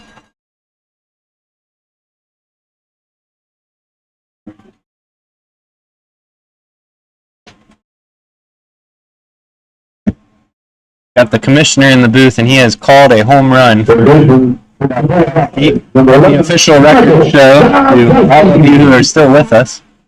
I believe in him. How many do we have with us still, Hina? Lines it into right field, a hard hit single. Actually, 47 viewers still tuned in. shocking for the situations that we've been in.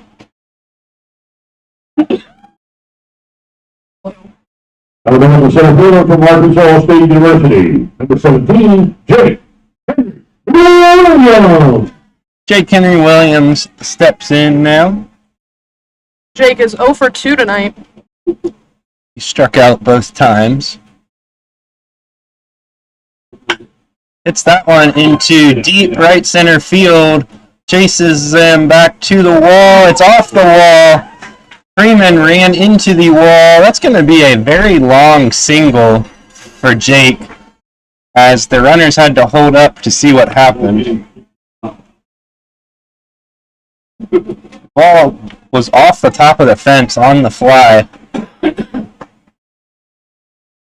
I don't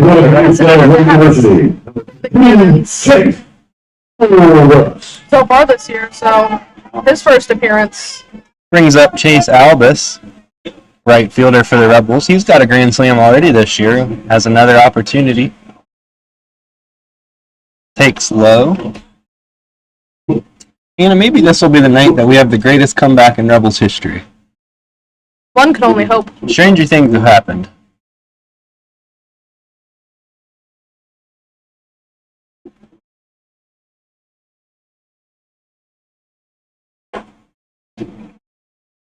I think Strasburg came back from a 7 or 8 run deficit in the 9th inning in a game this year, so So you it's never know. possible.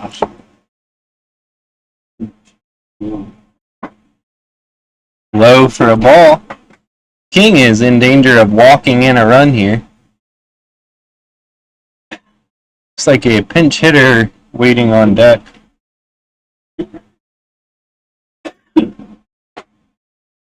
Called strike. Bit of a delayed call there. Hit the 10 o'clock hour in Newmarket. 3-1 is fouled off, 3-2.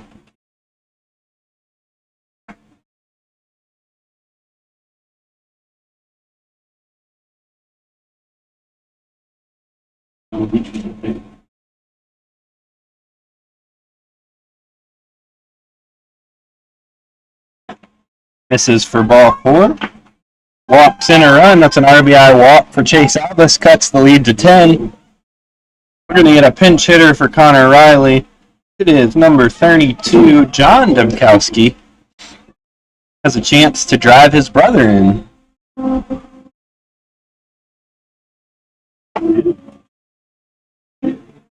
Purcellville is making a pitching change, so we'll take a quick break.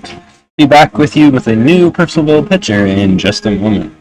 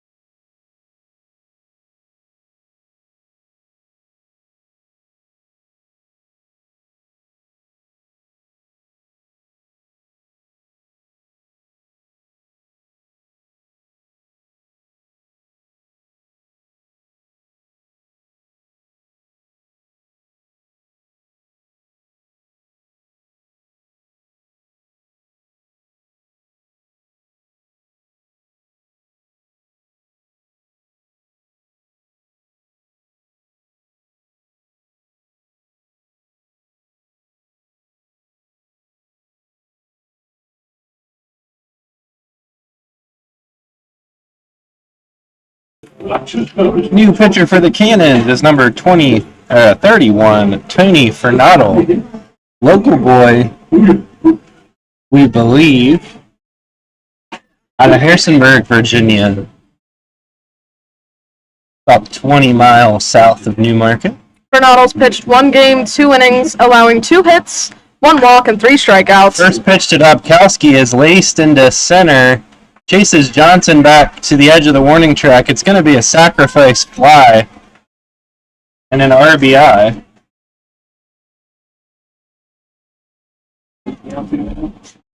Michael Dobkowski moves over to third. Jake Henry Williams stays on first. Cuts the lead to 9, which notably puts it under the run rule after 7 innings. Chase Gilligan is the new batter.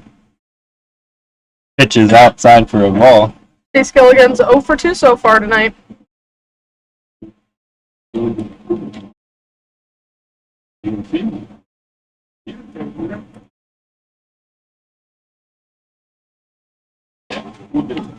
That one misses up and in, almost hit Gilligan.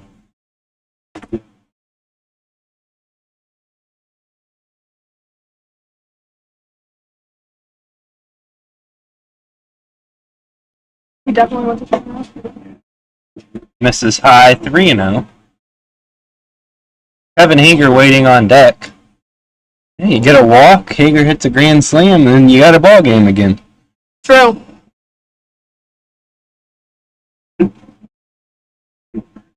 That one finds the strike zone. 3-1. Just caught the inside corner.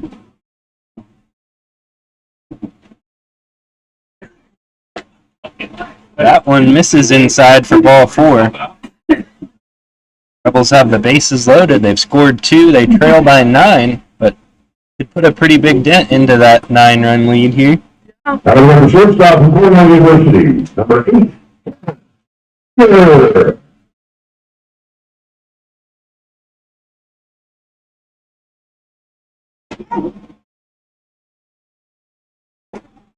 That one misses outside.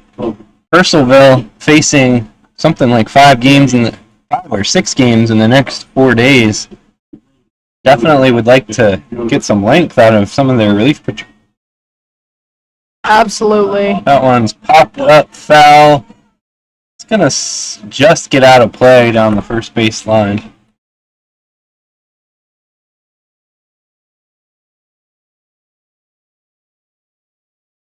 One and one on Hager. 0 for 2 tonight. He's popped out to right field and struck out swinging.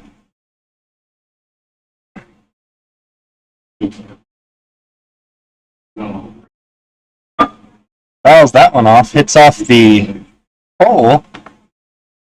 Bounces back out to the pitcher's mound. Hager's behind 1 ball and 2 strikes.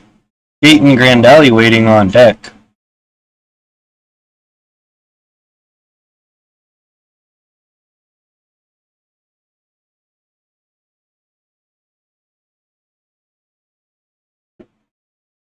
Breaking ball misses low.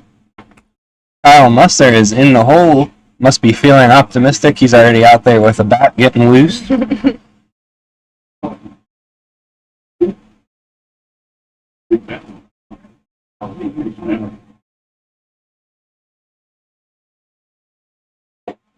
Swing and a miss from Hager. He goes down swinging for the second out of the inning. And Dayton Grandelli will get his chance with the bases loaded. Grandelli Out of over number 8 so from far. Westchester University, number 10. We know there's power in his bat.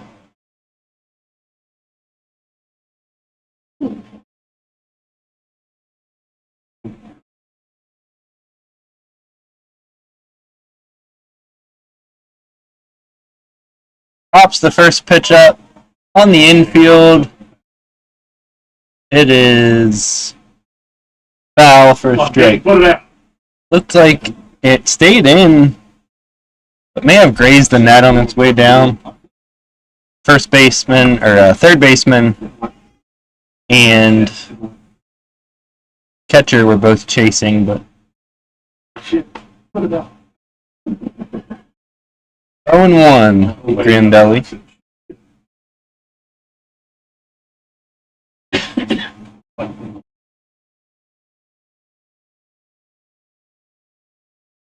That one's laced into left field, but right at the left fielder for call, and he's got it for the third out of the inning.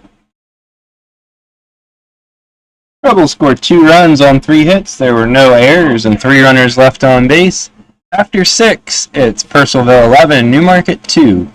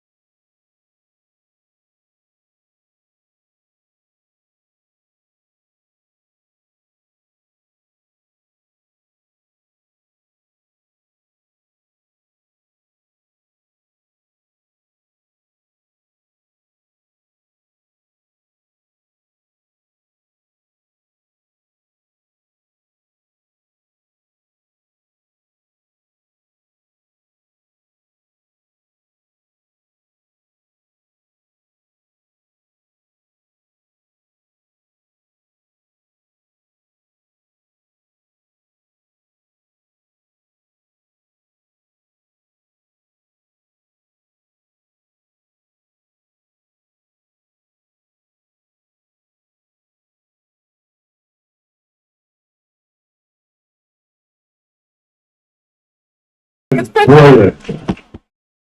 We're back to action in the top of the 7th.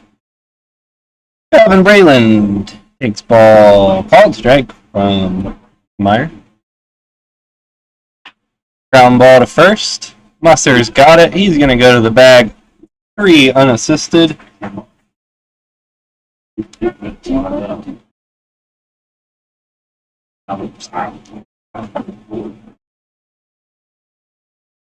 Caleb Freeman stepping up to the plate with 199, Caleb. 1 out, nobody on base.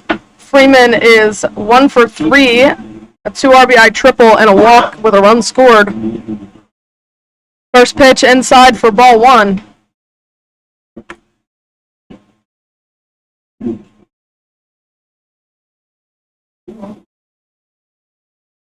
Next pitch from Waltemeyer is hit hard but foul over towards the pavilion. 1-1.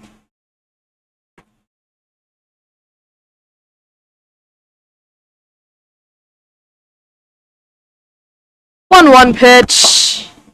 In for a strike, 1-2.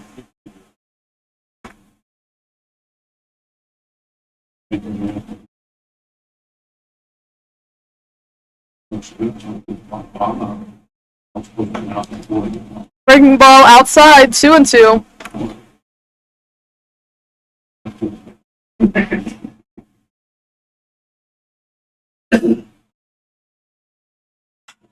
That ball's laced into left field. It'll get down for a base hit. That'll be a single for Caleb Freeman, his second hit of the night. And that will bring up Kyle Johnson. Number 27, Kyle. Johnson is 0 for 3 with an RBI, a walk, and a run scored.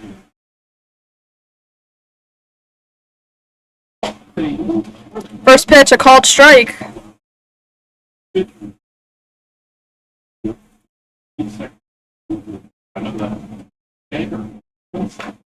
That ball's fouled back. Runner went, but they'll have to go back 0-2. Interesting, with runners in motion with a 9-run lead.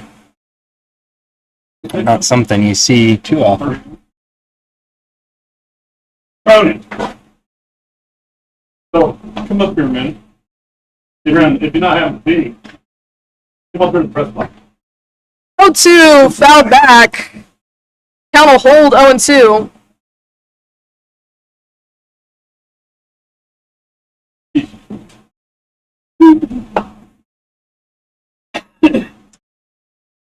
That ball's hit out over to shortstop. Kevin Hager has a hold of it, and he will be called out at first. That'll be a 6-3 put out for out number 2. Runner will advance.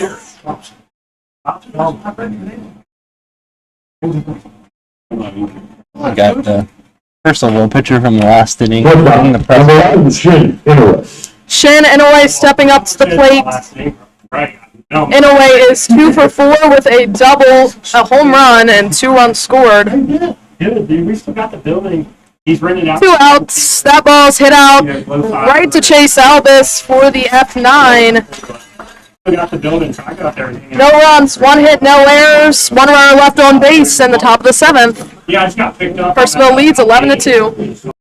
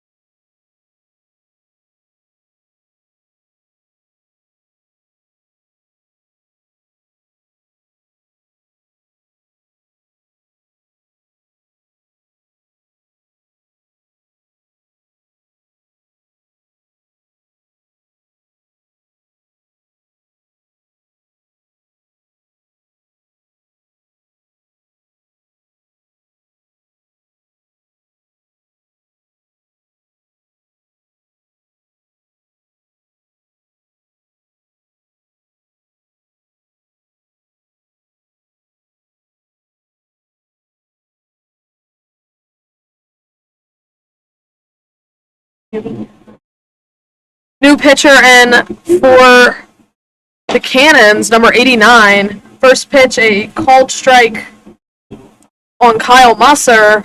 Not sure who number 89 is. If anybody has any ideas, let us know, but not on the roster. That ball's hit out into center field. That'll be a single for Kyle Musser. He has 2 hits today, both of which being singles. And that will bring up Blaine Waltemeyer, who is 2 for 3, 2 singles, a run scored. From Penn State Harrisburg, number 25, Blaine Waltemeyer.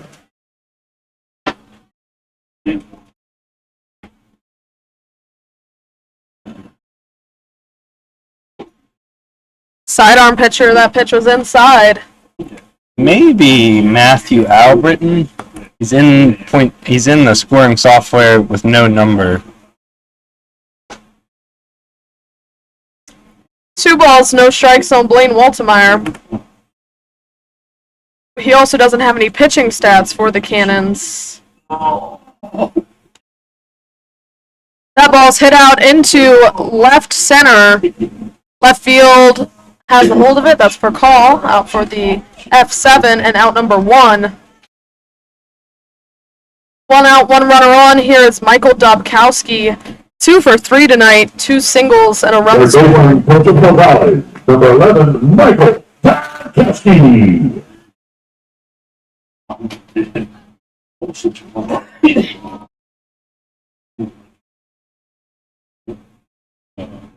First pitch to Dobkowski, hit out into right field. Looks like it's dropping quickly. Diving catch out in right field for Freeman. That's out number 2 and 3. Because Kyle Musser was out at second. He was proud of who's running the scoreboard. You are the problem. I'm the problem. What the hell is that? They did Double play. What's the summer?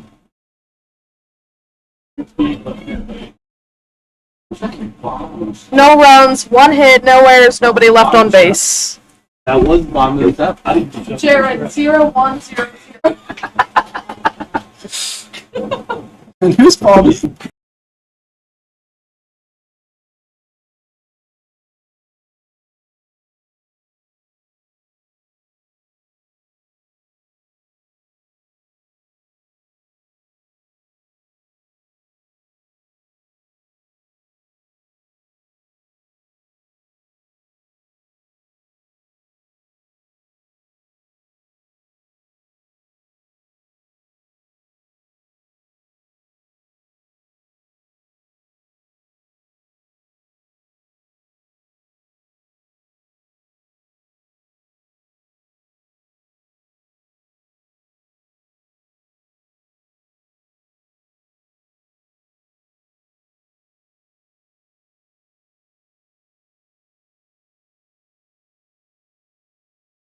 Lead off this top of the 8th. First pitch outside.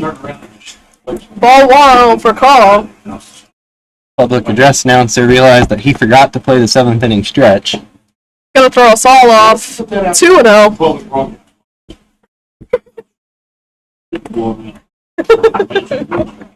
It's the kind of thing that happens in a blowout, along with 9 unassisted double plays. Amanda, if you're seeing this, make sure to tell Jared. 2-1 on Raphael for call. Next pitch inside, 3-1. Still Waltemeyer, the third baseman, pitching. He's in his 4th inning. 4th inning. That ball's hit out to center field really hard, and it'll drop behind Jake Henry Williams for a double. Actually, yeah, a double.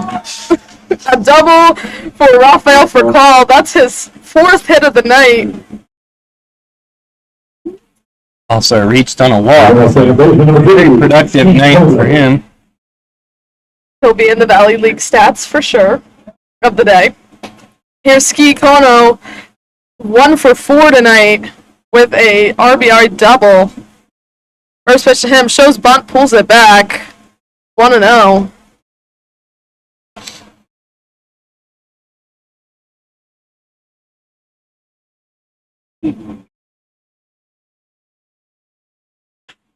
That ball is hit out into short right field. Chase Alvis is out there for the F9.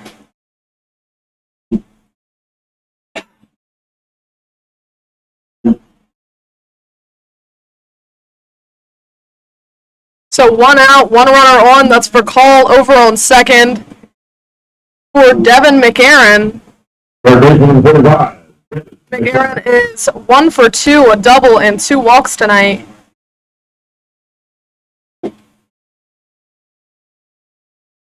Called strike on McAaron.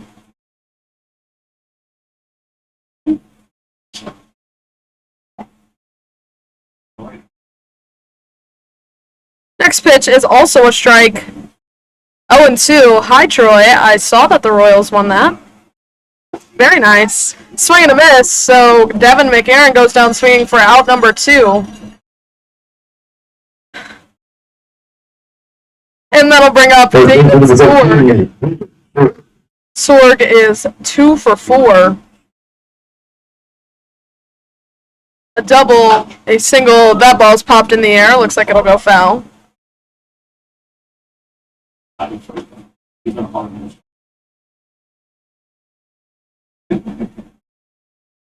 It's Blaine Waltmeyer's fourth inning work.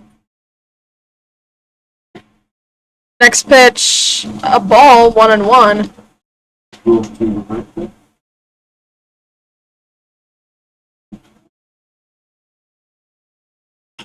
That ball is laced down the right field line and rolling into the corner. They say it's foul, actually. Looks pretty good to me. Blaine Waltmeyer has pitched 3 2/3 innings, so only 1 run allowed. Impressive, if I do say so myself. 1-2 count on David Sorg is fouled. Okay.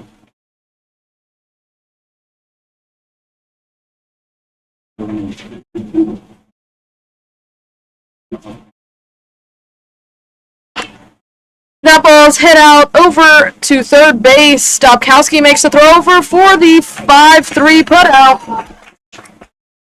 No runs, 1 hit, no errors, 1 runner left on base in the top of the 8th. Percival leads 11-2.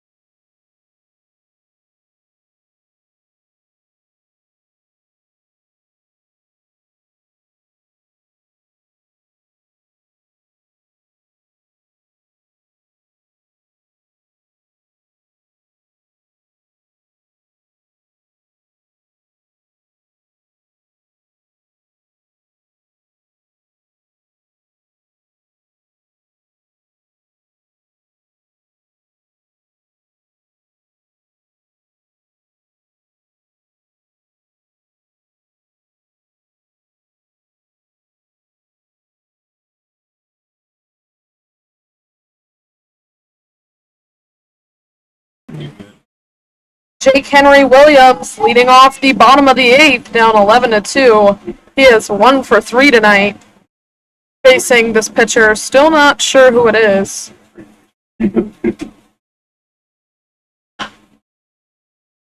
I believe it's 69 William Ricketts. I feel decently confident about that. He's pitched against us here. So 0-1 on Jake Henry Williams. Next pitch in there for a strike. 0-2 on Williams.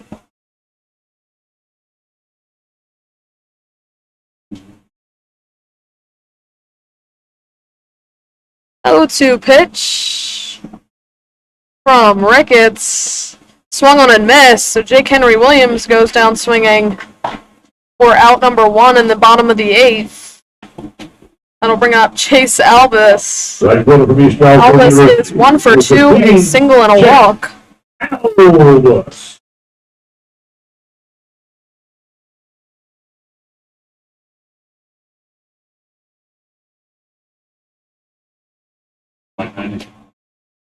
That ball hit into the gap between first and second. That'll be Chase Albus' second hit of the night.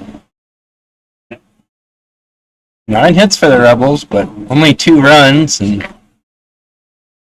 Purcellville very efficient with their 14 hits. Number 72, John Dobkowski. John Dobkowski coming up to the plate. 0 for 1 with a flyout.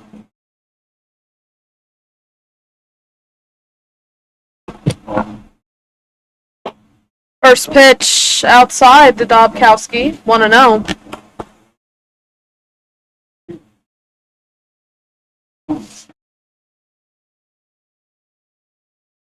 Pitch outside, ball 2.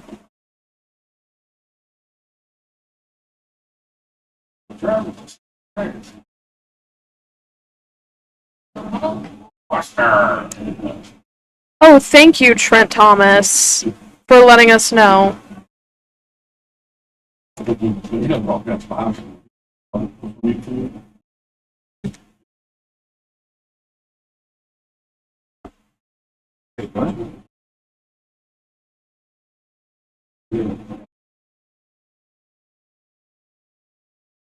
Next pitch, 3-1. Sorry about that. His number is not on our thing. 66, Sterling Thomas. That would make sense. Thank you for helping us when we're in shambles. That ball is hit down the left field line. He is going for second. John Dobkowski kind of holds up for a second, but he'll be in safely. That'll be a double for John Dobkowski. I can tell you definitively that the pitcher is not wearing number 66.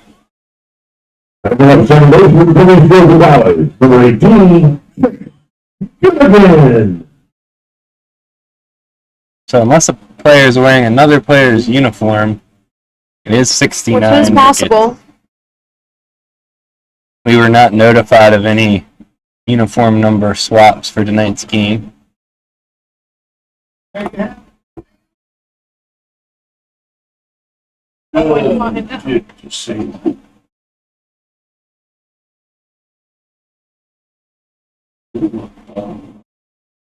That ball popped out of play. So 1 out, 2 runners on. It'll be an 0-1 count on Chase Gilligan.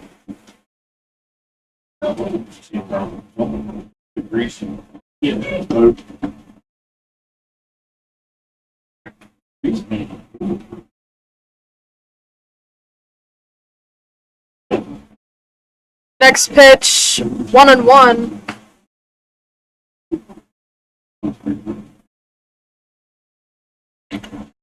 Hannah's doing some internet sleuthing, trying to figure out what's going on with the pitchers.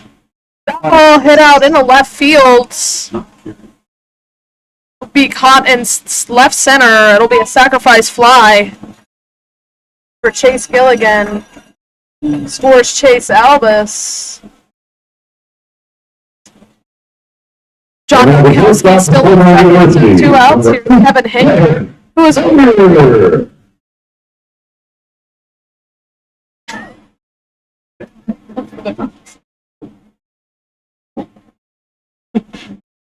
Really?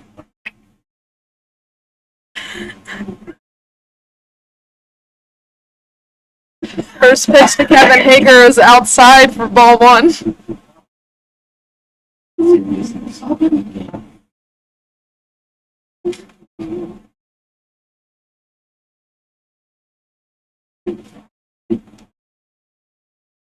One-zero pitch to Kevin Hager.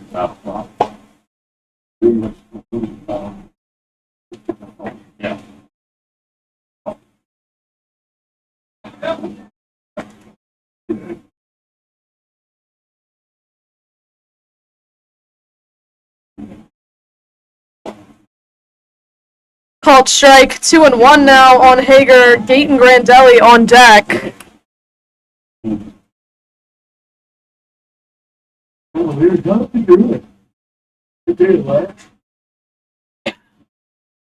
That ball's hit in the right field. That'll drop down for a base hit and roll into the corner. That'll at least be a double for Kevin Hager, and he is in with a stand-up double here in the bottom of the 7th.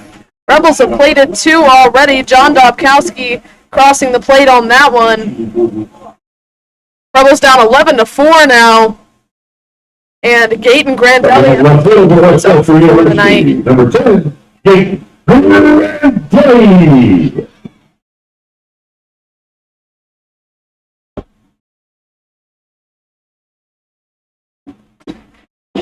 Here's Grandelli with a runner on second. First pitch called strike.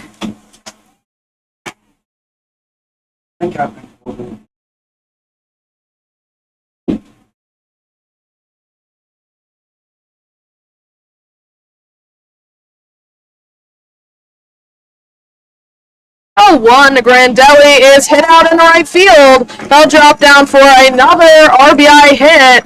Grandelli making his way over to second, and it'll be 11-5. Here in the bottom of the 8th, another RBI double scores Kevin Hager. And coach is going out to talk to the pitcher. It'll be a pitching change, so we'll take a quick break. Be back in just a minute.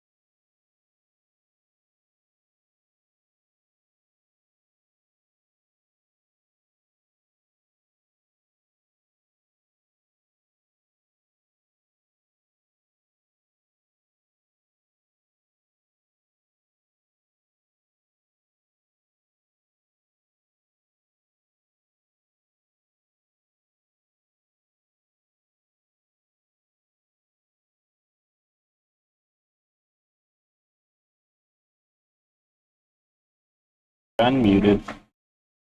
Cooper Smith in the pitch for the Cannons. Kyle Musser's at the plate. Smith has pitched 10 2/3, 3 hits, 2 runs, 1 of those earned, 6 walks, 13 strikeouts. That's in 9 games. So 1-0 on Kyle Musser, who is 2 for 4 tonight.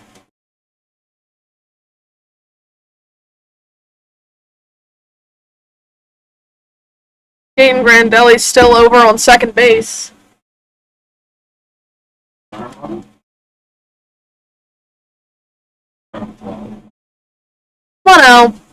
Inside. 2 balls, no strikes on Musser.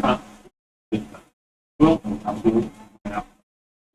we'll see if anybody good. I will shake that.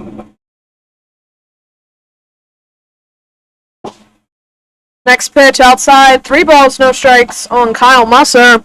Blaine Waltemeyer waiting on deck.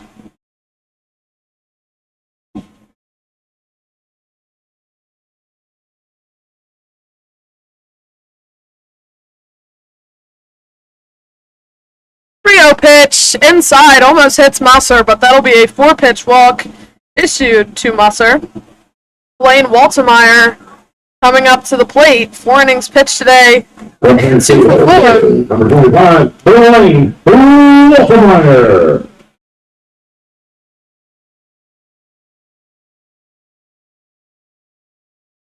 Two outs, runner on second.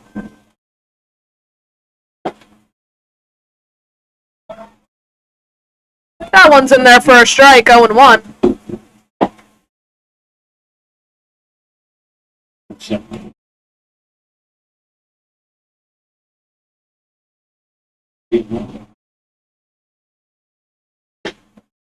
Next pitch, and for another called strike, 0-2.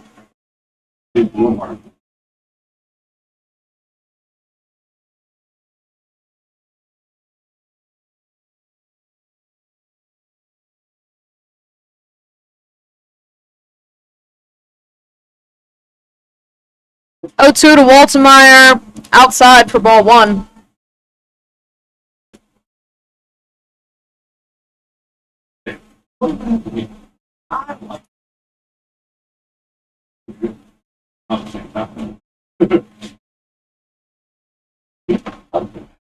One two pitch to Waltemeyer, fouled off. Count will hold. As lopsided as this is, one swing could make it a lot more interesting. All of a sudden, with the Rebels chipping away. Yeah. 1-2. Next pitch in the dirt. 2 balls, 2 strikes.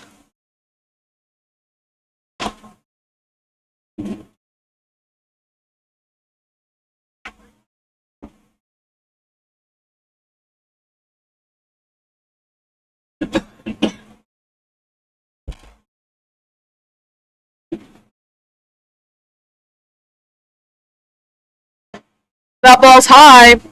So Blaine Waltemeyer's worked this count full after going down 0-2.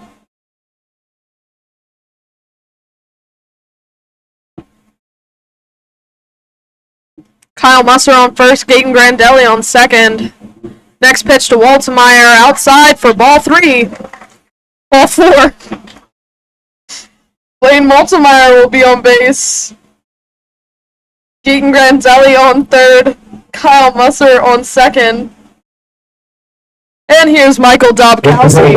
Third baseman number 11, Michael. 2 for 4 tonight. Dobkowski. This is the moment. This is the home run moment. First pitch to Dobkowski, fouled back. 0-1. Just straight back into the net. That means he timed it well, just was a little bit underneath.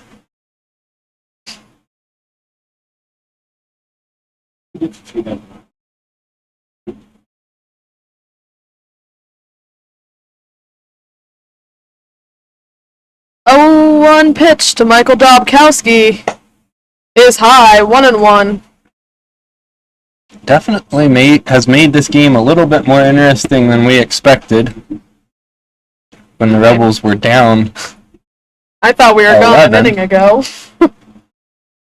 Here we are, though. 1-1. That ball is hit out into center field. That ball is traveling, and that will be a grand slam for Michael Dobkowski. Puts the Rebels in this game 11-9. Hard hit ball out, 345 in center field. And that 11-run lead has become a 2-run lead very quickly here in Newmarket. It's got probably the biggest reaction I've seen from a Newmarket crowd all season. And these players are fired up. That can go a long way. Also, I should note the Rebel bullpen has sprung into action, and Rebels ace reliever Luke Roggenberg Number 17, Jake Henry Williams. Henry Williams at the plate now. Purcellville also has action in their bullpen. Wow. I don't even know what to say. That's just insane. Jake Henry Williams led off this inning. Definitely the biggest reaction of the year from the crowd. 1 for 3 tonight. Big swing and a miss. So a 1-1 count on Jake Henry Williams.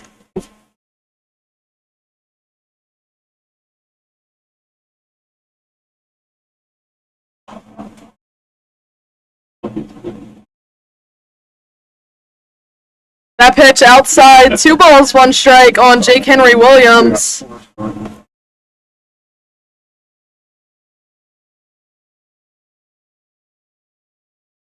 this is not at all how I expected tonight to go. Like, win or lose, this is new. A little Next bit of pitch. excitement. Called strike 2-2 on Jake Henry Williams. Definitely a little on the inside. Could have gone either way.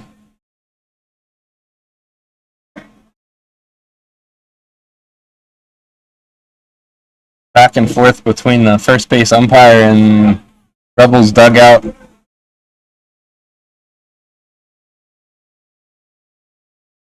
Rebels dugout has been warned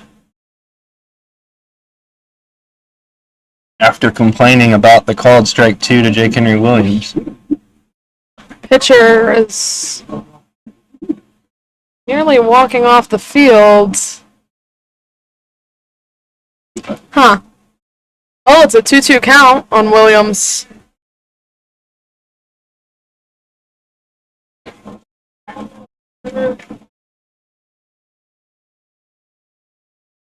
Two. Called strike 3.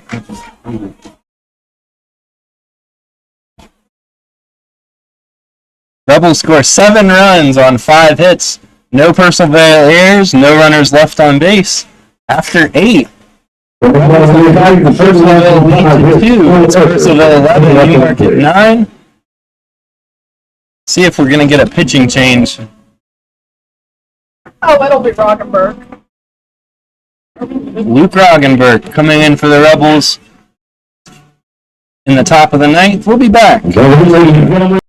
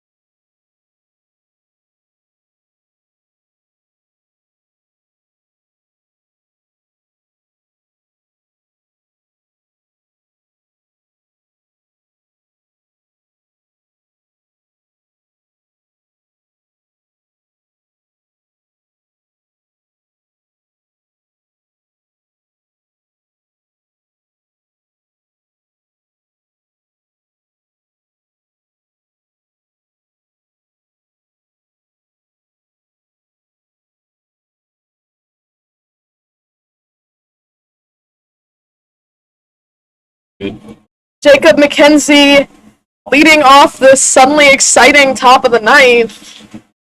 Luke Roggenberg in to pitch for the Rebels. First pitch from Roggenberg just misses for ball 1.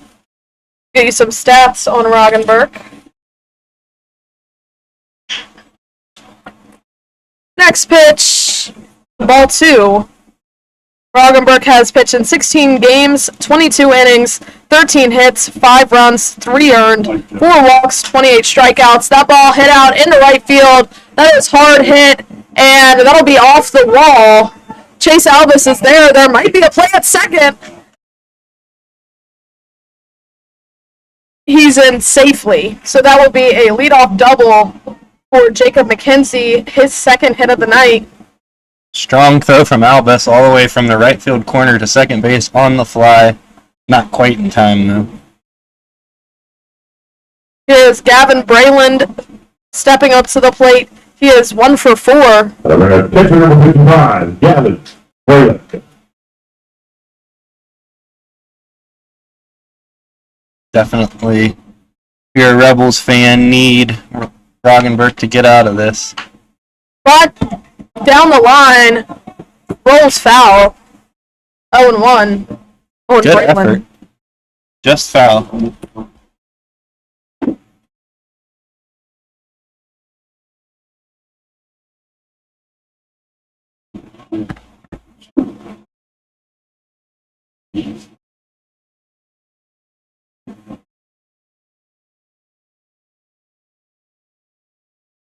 Newmarket plays at Front Royal tomorrow.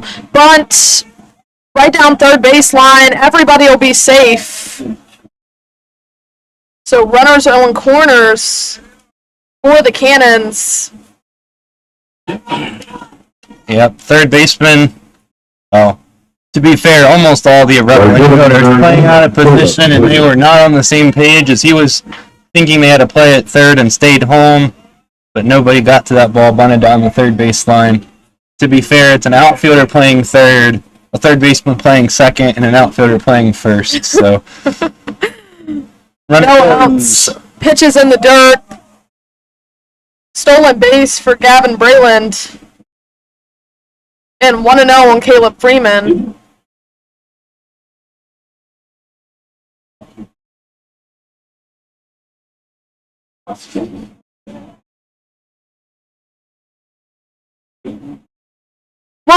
To Freeman. 2 balls, no strikes.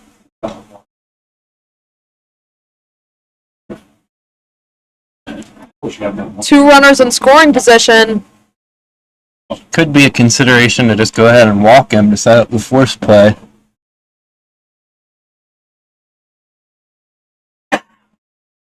Dangerous part of the order for Percival. Curveball. Inside, 3-0.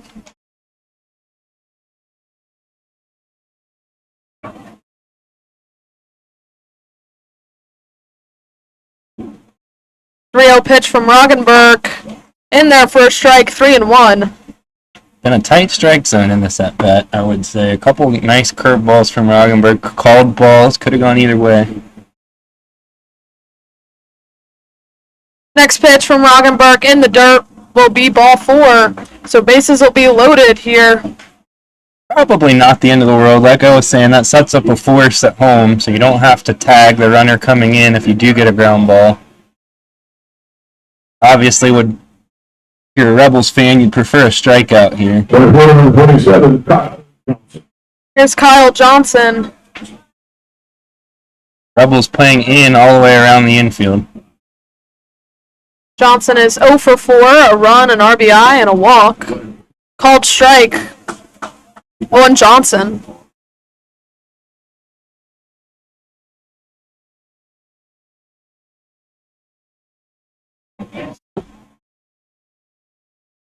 A 1 pitch. Check swing. They're going to say he did. 0-2. Home plate umpire made the call himself on the check swing.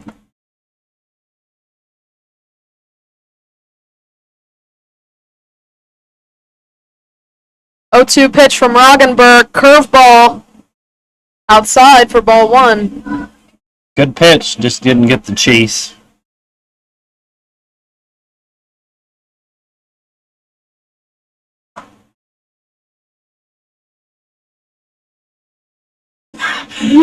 Roggenberg steps off for a second.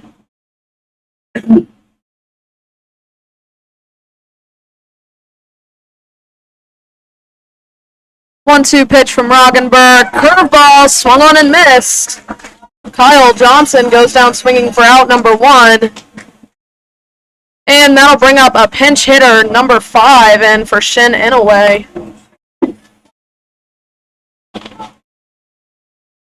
Number 5 is Curtis Wells. Interesting pinch hitting for Inouye. He hit a home run earlier in this game. Strong hitter. So 1 out, 3 runners on, bases loaded for Curtis Wells. Curveball in for a strike, 0-1. Rebels are now playing back in the middle infield, hoping to get a double play ball to get out of the inning. Corners playing in and would go home with a ground ball to them. Next pitch looked a little low, but a called strike, 0-2. think the way the catcher caught that made it look lower than it was. It may have been low, but he was kind Good to of me. pulling his glove down as he caught it. Next pitch, swung on it, missed. So 2 outs here. Look, Roggenberg loaded the bases, but has Two struck out 2. big strikeouts for Roggenberg. You gotta wonder if he was 17, Raphael. maybe not quite loose when he started this inning after only getting up for the last batter in the last inning as far as warming up in the bullpen. Pitch in the dirt, gets away from the catcher, but nobody will run. Roggenberg doing a good job making sure home was covered. Would have been a close play, I think, if the runner had broke. Roggenberg was on it, headed for home. Tomorrow night, Newmarket plays Front Royal. That's a comment asked in the question. Question asked in the comments. 2-0 to Rafael Fakal, who's at the plate now. 2-0 pitch, curveball. 3-0. Roggenberg's got to throw a strike now.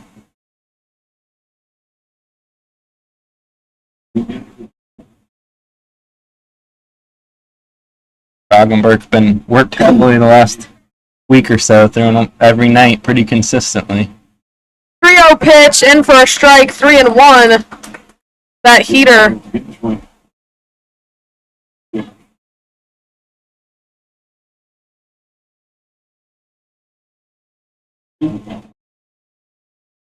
Next pitch from Roggenberg, in there for a strike. Fakal started walking down the line, but this count will be full.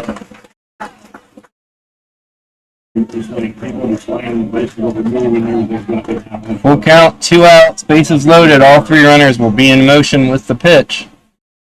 Next pitch is a call, strike 3. Luke Roggenberg gets out of it. After loading the bases, he strikes out 3. No runs, 2 hits, no errors, 3 runners left on base in the top of the 9th. We're going to the bottom of the 9th. Percival leads 11-9.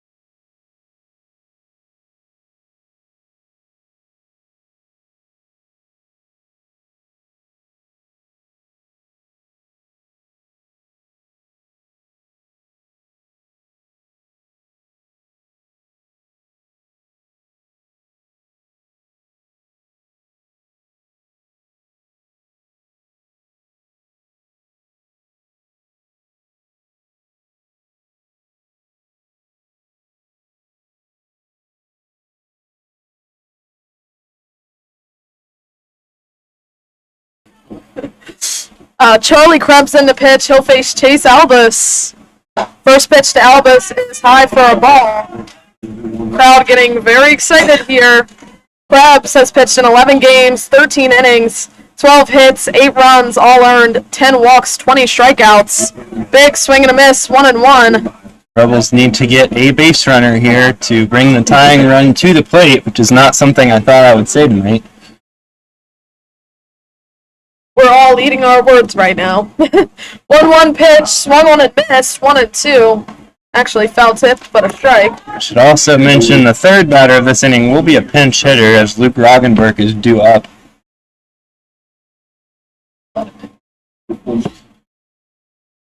1-2, swing and a miss. Chase Albus goes down swinging. John Dobkowski coming to the plate. He's 1 for 2. Correction. Number 32, John. Double and a run scored. Krebs throwing hard out there. Called strike on John Dobkowski. Luke Roggenberg on deck. I think that is an unlikely. That ball is hit right to the second baseman for the P4. It looks like Connor Lang will be going in for Roggenberg. So 2 outs. Nobody on 14. in the bottom of the ninth. Rebels need a base runner. Krebs has looked good. Starting. 2 outs. Nobody on. First pitch to Lang is in the dirt for a ball. 1-0. This is a situation where you just want to get it to the next batter if you're at the plate. Nobody make the third out is the plan. Called strike.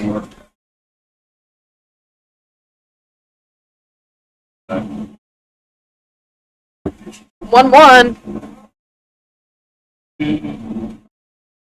1-1 pitch. Hit foul. 1-2.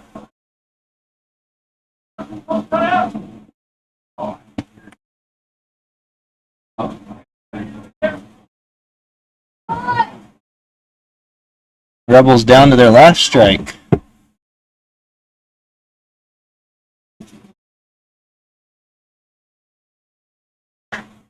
And that one hits the catcher.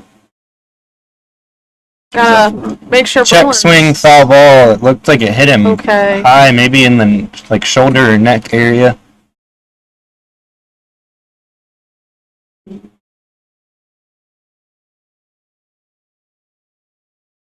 Oh, he's holding his inside of his leg. I was completely wrong on where that hit.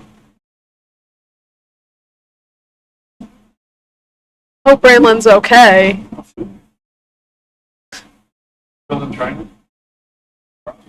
Must be. Athletic trainer out to check on Brayland. Took off his shin guard.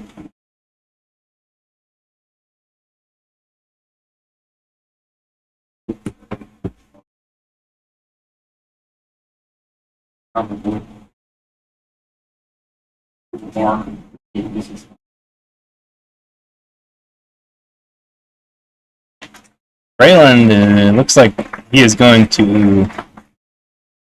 Thought he was headed to the dugout, maybe just trying to walk it off.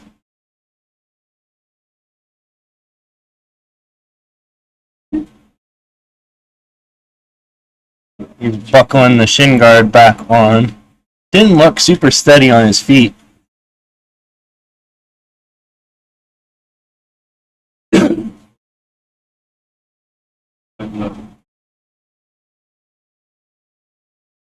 He'll stay in. He is going to try to finish this one off.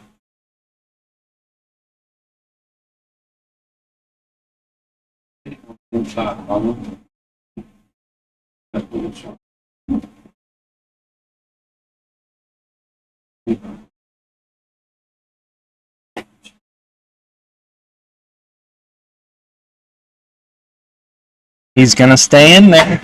1-2 count on Lane. Kevin Hager hoping to get a chance in the on deck circle.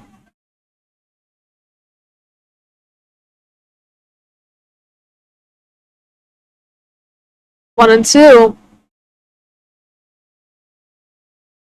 Strike three. Swing and a miss.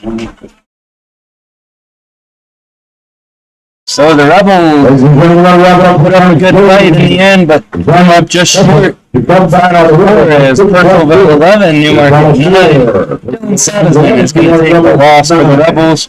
I'll have to take a look to see who's going to pick up the win for the Cannons. The Rebels will be back in action tomorrow night at Front Royal. We'll be back here on Tuesday night for the final scheduled game of the Newmarket season. Rebels are now tied with the Winchester Royals for the third spot. As we mentioned earlier, they do not hold the tiebreaker over Winchester, so they will need to come out ahead of them over the final 2 games of the season. We'll be back with you Tuesday night from Newmarket.